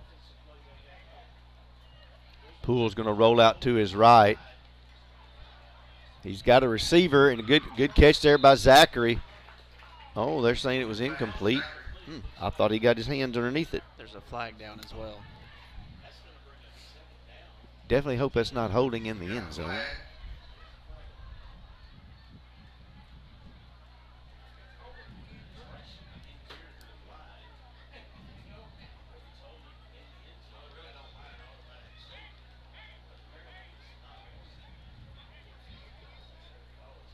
I don't think the penalty happened in the end zone. I believe it was outside on the field of play. Still haven't seen the exact call yet. It is holding.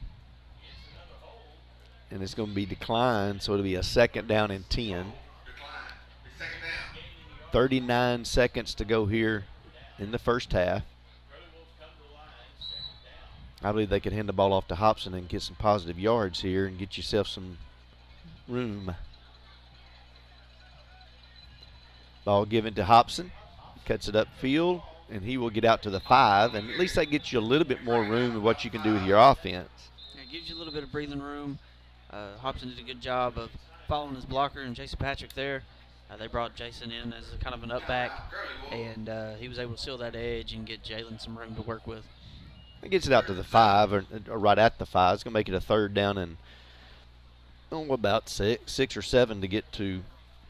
Need to get to the 11 to have the first down. So we close out the first half here. We'll thank Brazil Cornish, the funeral home, We Care. No Way Pupwood.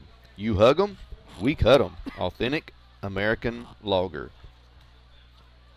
PSC Spray Services, pesticide, herbicide, and aquatic applications for residential and commercial.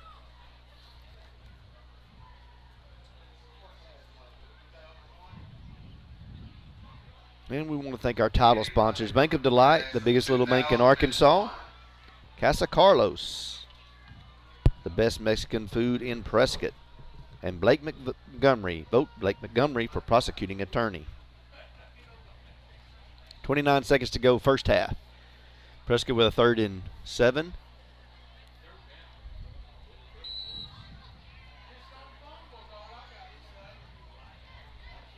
Poole's going to roll out to his right. Has time, has room. Got Dickens open for the first down. Good throw, good catch, out of bounds. First down, Curly Wolves. Good job by Carson there, rolling to his right, finding Dickens there for the first down yardage, and then Dickens able to get out of bounds. You're going to have just under 25 seconds to go in the half, and you're kind of getting yourself some breathing room, or maybe you can take some shots here. 12-yard gain there for Curly Wolves. Poole. Going to just flip it over to Hobson. Good block there by Dickens, and you get positive yards. Positive yards, and he's going to be able to get out of bounds and stop the clock. Good awareness by Carson there to find his running back there in the flat and just kind of dump it over there to him. Going through his progressions, really good to see. Gain of 9 yards. Poole's going to roll out again to his right. Has time. Looking for a receiver. He's got Zachary open. I believe he was in bounds. Nope, they said he was out of bounds. Good catch. I thought he got his foot down. Great catch by Jacqueline there, though. Carson's doing a really good job throwing the ball on the run. Got 9 seconds to go here in the first half. So Prescott's got a chance for 2 plays. You want this one to kind of be a quick play, and you can call your timeout, and then you can take one shot at the end zone.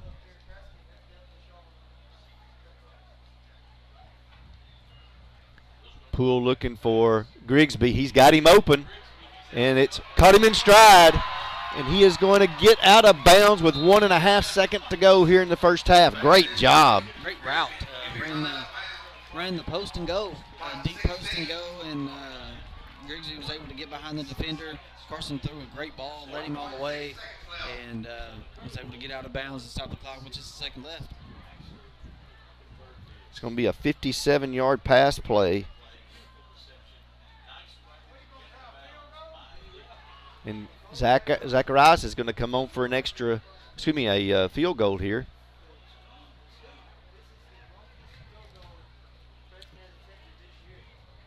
This will be a 33-yarder. And I think Prescott called a timeout. Things were just getting a little bit rushed, and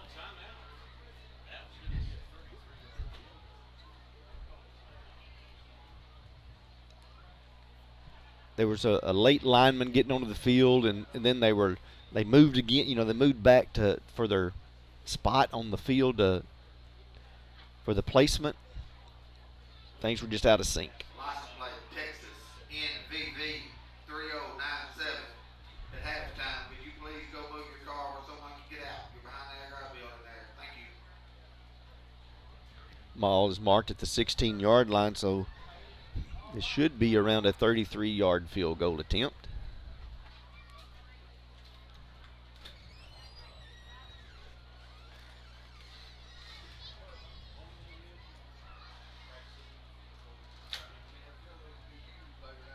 Is this our first field goal attempt of the year, or is it the second? Did we try one earlier in the season? I believe it's our first. Okay.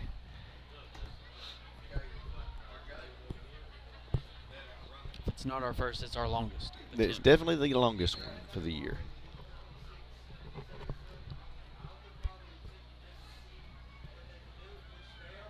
And I believe he's got the leg for it. He's had 2 really good extra points with good height. Just getting the distance down. We'll see how that goes. Good snap. Hold is down. The kick is up. Oh, good leg. And I did. Oh, just missed it to the left. It looked good from here, Fair to though. say it did look good. Had the distance, good height. It's good to see that Prescott's kind of got some things going in that PAT game, or the field goal game right now. But hate that he missed that one there. Nice to see the leg, though, get out there to at least let us know that we do have an opportunity to try to make something like that happen. That'll end the first half with the Curly Wolves leading 26-7. We'll be back in a few moments with the halftime entertainment.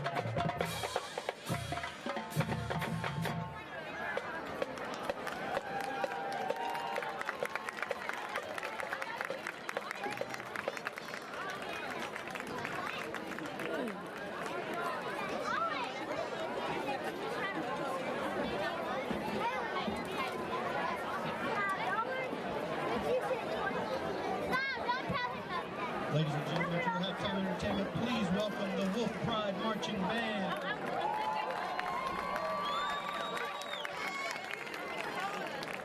They will be performing their award-winning halftime show, Flying with Frank, featuring the music of Frank Sinatra.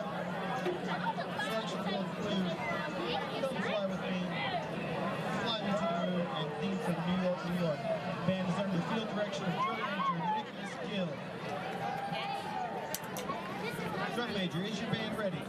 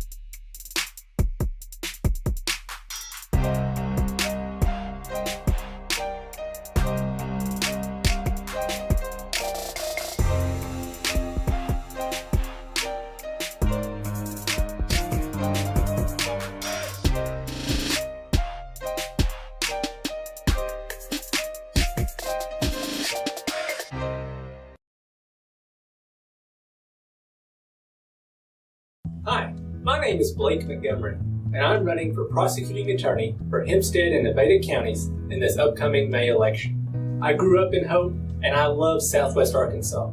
That's why I came back to start my own law firm. Through my practice, I've had the privilege of helping so many of the great people and businesses in Hempstead and Nevada counties, and I've seen firsthand the importance of justice, honesty, and fair dealing. I want to bring these values and common sense practices to the prosecuting attorney's office. You can join our campaign by finding us on Facebook or on our website, and I look forward to your support in this upcoming May election. Hi everybody, my name is Carlos Zacharias and I own Casa Carlos Mexican Restaurant in Prescott. We're located in 2076 Highway 19 across from Love. And I want to invite everybody to come to try my fajitas, my chimichangas, tacos, and we also have strawberries and cream, ice cream, and many more things. So please come to see us. We also stay open after Curly Wolves home game. So we stay open till 11 p.m. So come to see us, please. Thank you. Come to see us at Casa Carlos. We'll see you tomorrow. Go Curly Wolves! Your heritage began in 1911 when the Bank of Delight was incorporated with the Arkansas Secretary of State. The Bank of Delight has become one of the oldest and most respected banks in Arkansas. Our strong reputation is based upon our financial stability and community leadership, and our customers knowing that they can depend on us in the good times and the bad. We would like to thank our customers past, present, and future for giving the biggest little bank in Arkansas an opportunity to assist you with your financial needs. Go Curly Wolves!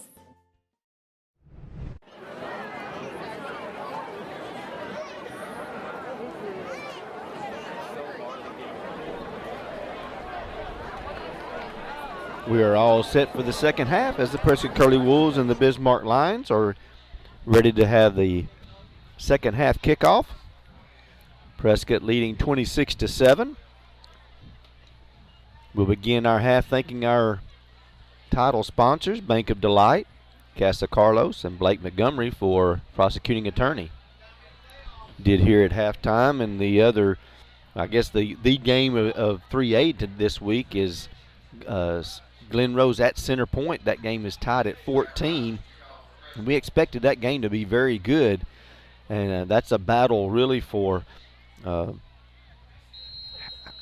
not necessarily second place or third place, because Glen Rose still comes to Prescott, and Prescott still has to go to Jesseville. Prescott's got two very big games the next couple of weeks. Good kick.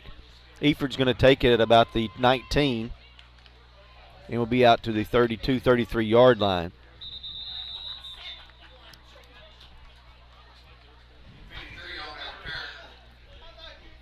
Trying to see Kadera being able to kick the ball a little bit deeper than what Rabadon has been able to do tonight, kind of pin this Lions offense back.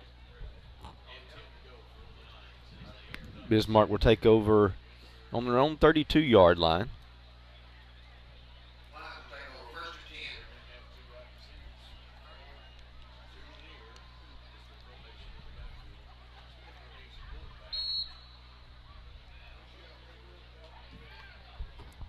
Smith looks to get rid of it quickly. He's got a deep pass, and it's going to be incomplete, but I'm probably going to be holding that time on Thompson.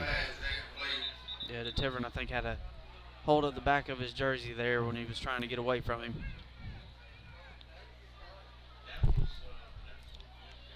That'll cost Prescott 10 yards.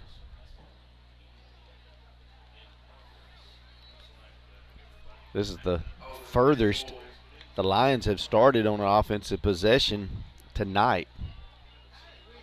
Now they're getting out to that 42-yard line where they've been working just about all night long. Prescott's defense came up big on the last possession, stopping the Lions on the 1-yard line. Eford goes in motion. Smith gives the ball to York. Be no gain. The defensive front, led by Eli Cox, tonight for Prescott's done a really good job of clogging up those running lanes and causing negative plays and and plays of no gain. So good job by that defensive front tonight. Loss of a yard.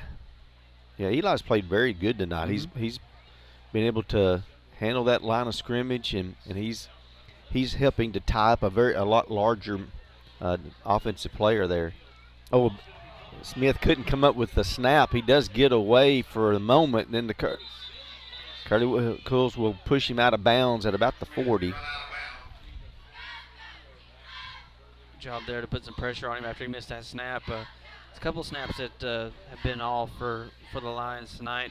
Prescott's done a good job of continuing to put pressure on them, trying to get the ball back there quickly. Bring up a 3rd down and a 12.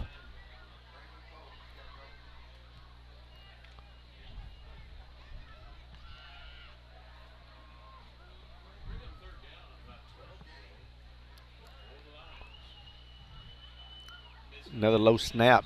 Smith does get it complete to Efert. Just a nice, sharp throw there on the little quick slant.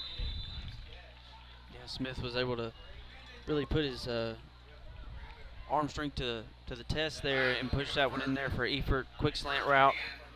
Found the empty hole in the zone and was able to move the chains for the Lions. Brings up a 1st and 10.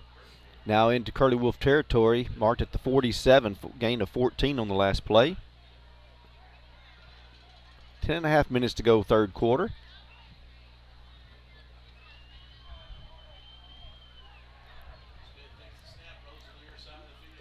Trying to get some pressure on the quarterback, and it's almost intercepted that time by Tidwell, I believe. That was a really good job by Rashawn Bell, though, coming Bell. from his safety spot. Dickens came on that corner blitz, and they did a really good job rotating in the back half of the defense, and Rashawn just missed an opportunity to have an interception. Sorry to jump in on you there.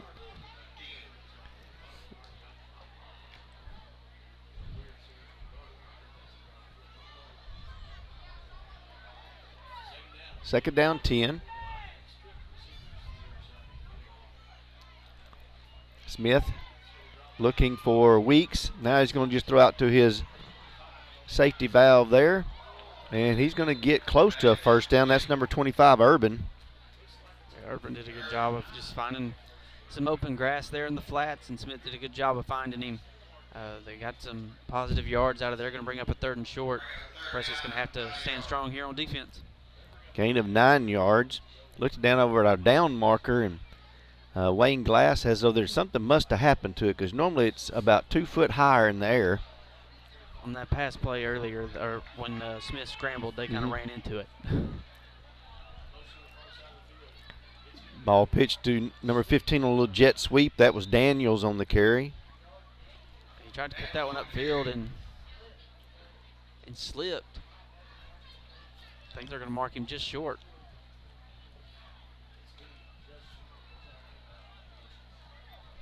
They may need to measure this one because it's going to be right. I believe he got the 1st down. They're going to mark him. Only needed a yard, and I think he got maybe a yard and a half. So another 1st down for the Lions. Good drive here for the Lions on the opening drive of the second half.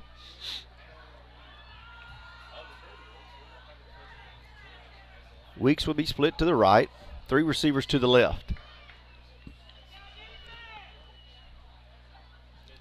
Smith, quick pass out to Efert, and great job that time to wrap him up right as he caught it.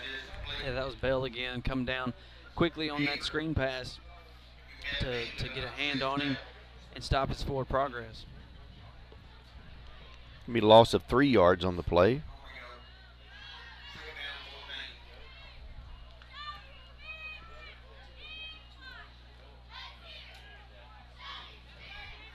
Rory in the backfield with Smith.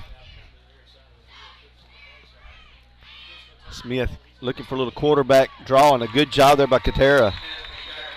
Katera did a really good job there, not biting on the fake. Smith tried to tuck that one on the quarterback draw, and Katera was able to wrap him up, throwing for a loss. Going to be a loss of 4 yards on the play.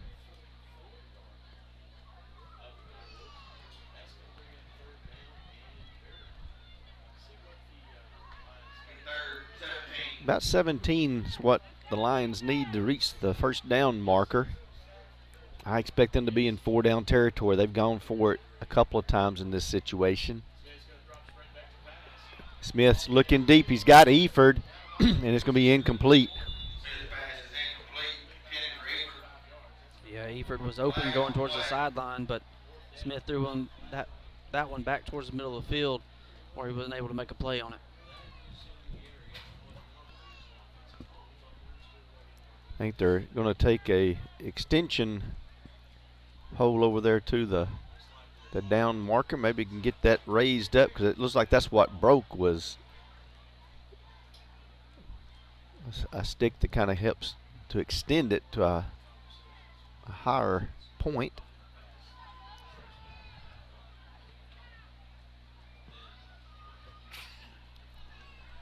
Maybe try to fix it here in a moment.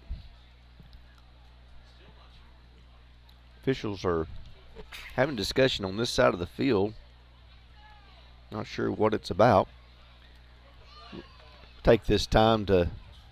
Oh, there is a flag on the play. I just now saw it there right at the P.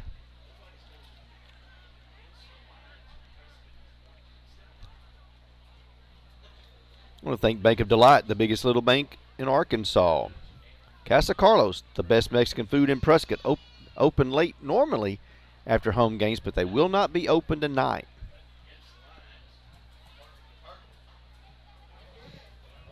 And Blake Montgomery, vote Blake Montgomery for prosecuting attorney.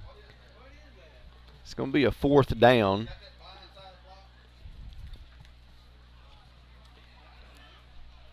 For Bismarck.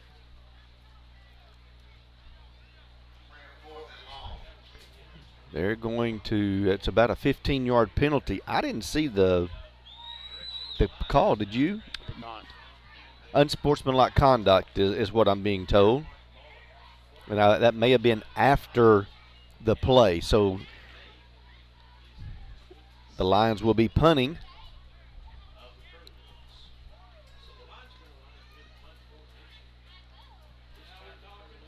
That takes away that. Really, it kind of takes away that idea of even trying to go for it in this situation. They definitely want to punt it here and try to push Prescott back deep. Ian Smith has really had some good punts tonight. Real big missed opportunity for Bismarck, though. They were having some success moving the ball on that drive.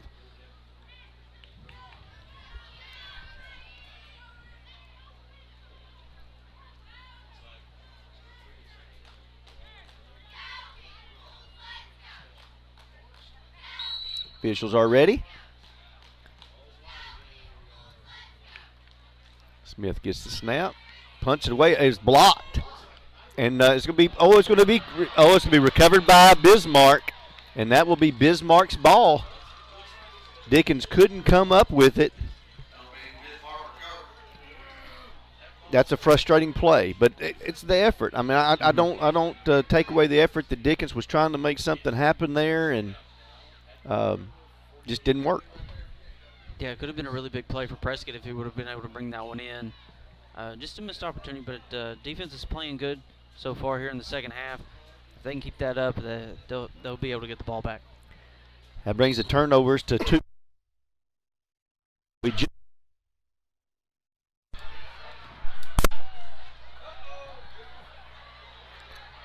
Well, that'll stun you just a little bit when you lose the power like that.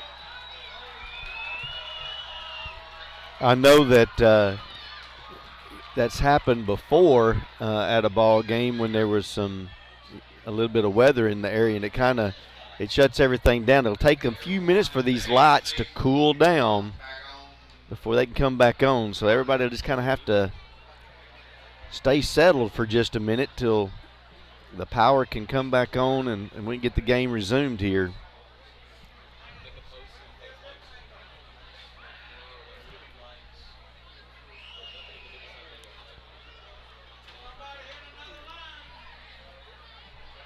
We've had some power difficulties in Prescott today.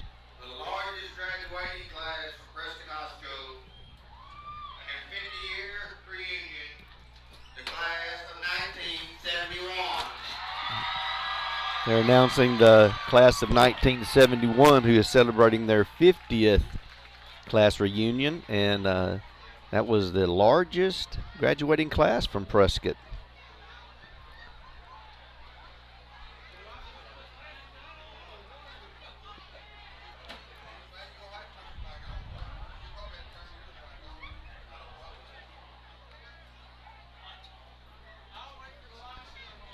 Our volume just went off, or our headphones did.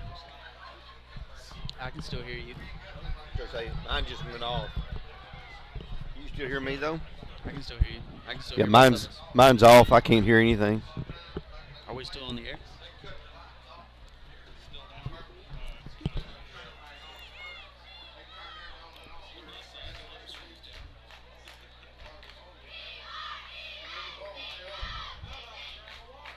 Now I think I got it back, so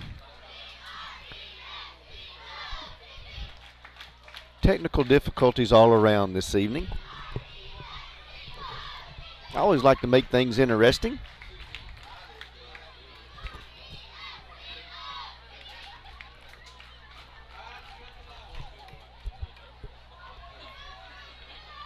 We do have 7:59 to go here in the second half. We've had a power outage, so if you're watching our screen and seeing it black, it's just because we're waiting for the lights to come back on. We do have a few that, some emergency, I should say, probably just the city nightlight type things in the area, and so they're casting a little bit of light for us to see here, but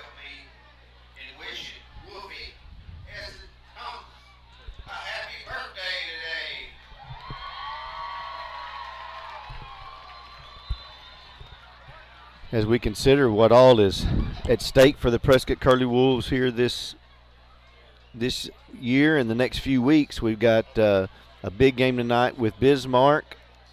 Then next week we travel to Jessieville. And then, of course, we'll be back at home with the final game of the season against Glen Rose. There's still a lot of football to play in the regular season and a lot at stake over the next 3 weeks. We know that Glen Rose and Center Point were tied at 14. This Jessieville team, they defeated Center Point last week 28-27. They ran a very big ball game with Bismarck. I think it was 52-41 was the final. So, or 51-42 maybe is what it was. But anyway, there's just a lot of competition still left to play and some very good opponents for Prescott. Yeah, Prescott's got to keep building on what they've done all year. They don't have the privilege of kind of just coasting to get to the playoffs, which is kind of good because you got to play your best football at the end of the year. That's right. And take you on into the playoff run. Well, you want to stay on your toes. You know, if you get, sometimes you can get very complacent and relaxed, and then you start not executing like you need to, and then that causes you bigger problems when you do face those teams that are going to come out and, and punch you in the face a little bit. Usually Prescott, if they're able to get that number 1 seed, then they're playing a 5th seed out of another conference. Typically, Prescott does fine in that game, but after that round, usually that second round and on further, you're playing some pretty decent teams. You're playing some teams much like a Bismarck, a Center Point, a Glen Rose. You're playing against competition that is going to be, it's going to push you to your limits at certain times. It's definitely not going to be necessarily a mercy rule or a blowout. Yeah, that's definitely going to be tougher competition down the road. You're going to start playing your 2s and 3s of the teams that are the best teams in their respective conference. So they're going to have to be ready to play. And a lot of times it just happens to be what's the matchups. Sometimes you compete against teams that match up well against you, and they can challenge you a little bit more than what you are used to being, pushed a little bit.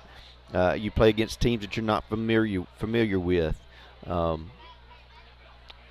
Hopefully we can go ahead and come around as this season ends out in the conference play and have that number 1 seed, because it's going to be very important to be able to have some home games.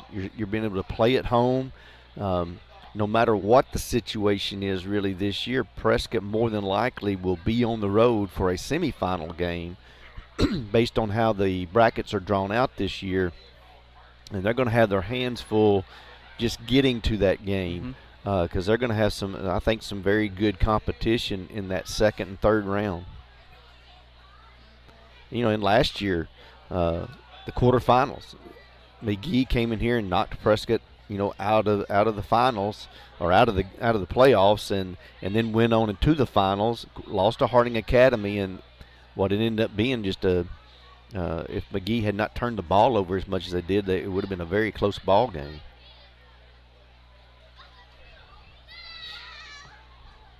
Well, I can see that the lights have a little bit of a glimmer to them. Probably about another 15 minutes they should be bright enough to play, I think. Put me on the clock, see if I'm right.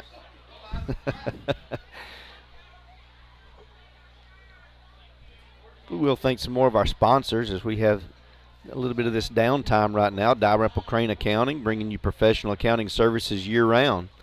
And Hope Tractor, your local Kubota dealer. UAHT, your bridge to a brighter future.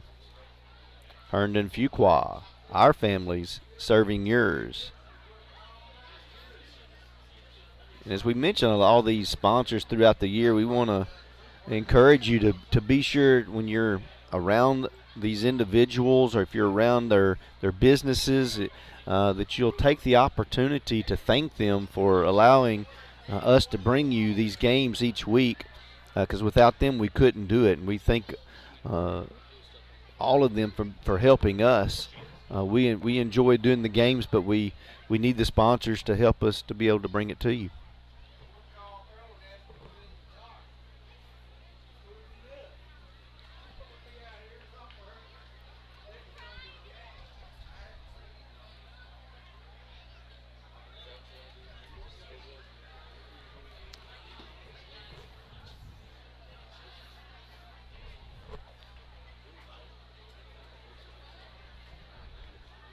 All the players are still on the field. You can see them moving around a little bit. Not sure if they will give them a few minutes to warm back up or what the officials will do when time is resumed. I think they'd have to give them a little bit of time to warm up, because I imagine it'll be almost like a second halftime. Right, especially with the time that we're looking at here.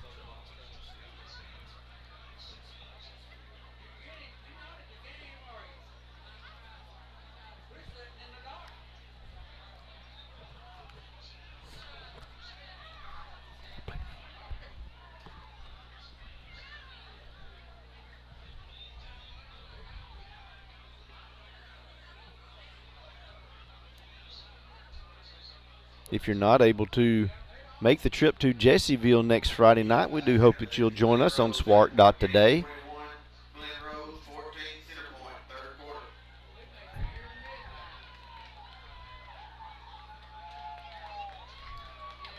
It's an enjoyable drive up to Jessieville. You kind of get up to go through some very pretty countryside as you're driving up that way, but you better make sure you've got yourself plenty of time, because you're not going to get there quickly.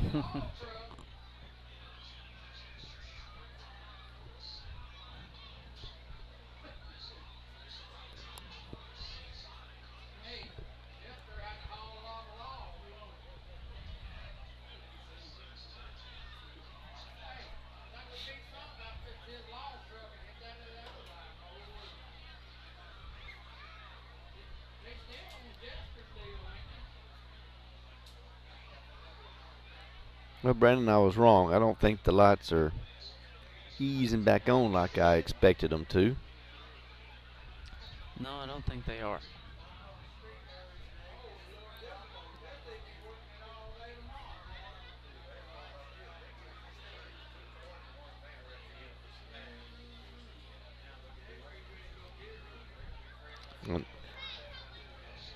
I know they usually have to cool down some before they'll come back on.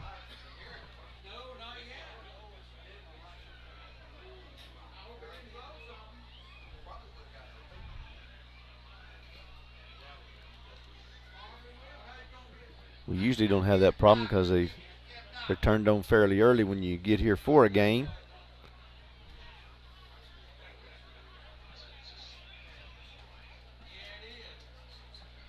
And they typically leave them on all night. Yep. And it's just going to take it a few minutes for it all to get reset. We'll look at a few scores. Paris is over Perryville 21-6. Glen Rose up on Center Point 21-14 in the third quarter. That game is at Center Point. Jessieville is up 22-14 on Falk. We got one light coming back on. Yeah, they're slowly trying to get there.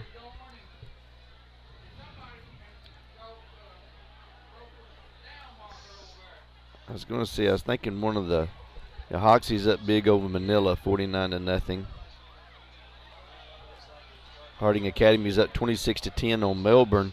You know, Melbourne came down here, I think, a year or two ago and was a pretty physical football team, if I remember right.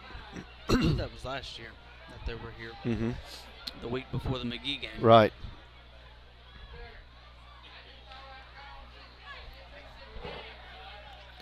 You know, I was really hoping Center Point might be able to get that nudge on Glen Rose and be able to get a victory at home tonight.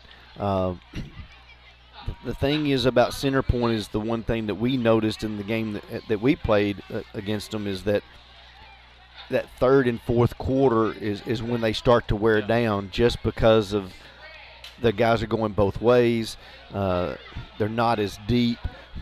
And so sometimes that has an effect on you in those fourth quarter games. And like it did with Prescott, they kind of got it in their head. They kind of got down.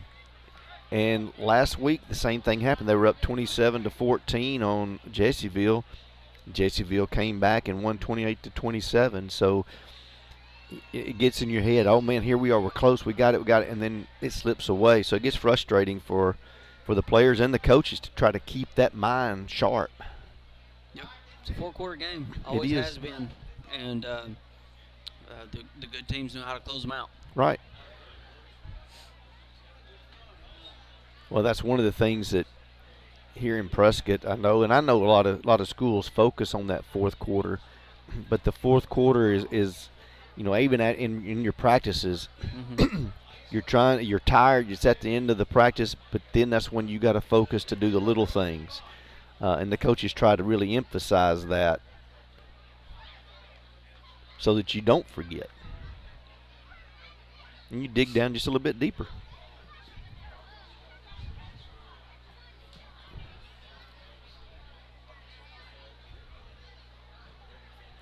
Lights are almost back to full. Got a few more left to pop on. Well, I had it predicted for 9:05, and it's 9 o'clock, so I didn't miss it by much. No, not by much. Not sure if they'll be ready to play by 9:05 or not, but players are out warming up a little bit for Prescott. Bismarck still has not really, you know, they've thrown the ball around a little bit, but I haven't seen a whole lot of stretching or anything going on, but that's the coach's decisions there. This is kind of a thing that could get you out of your groove.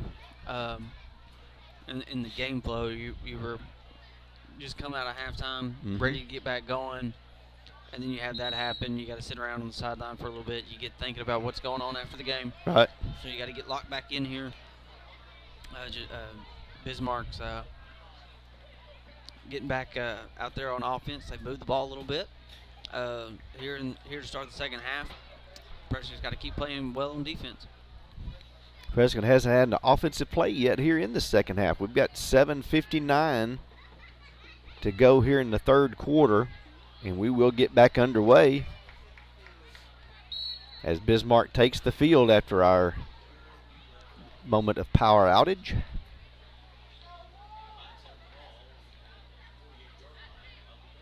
Smith drops back to pass. He gets a lot of pressure. He gets it away, and Zachary's back there and almost comes up with an interception.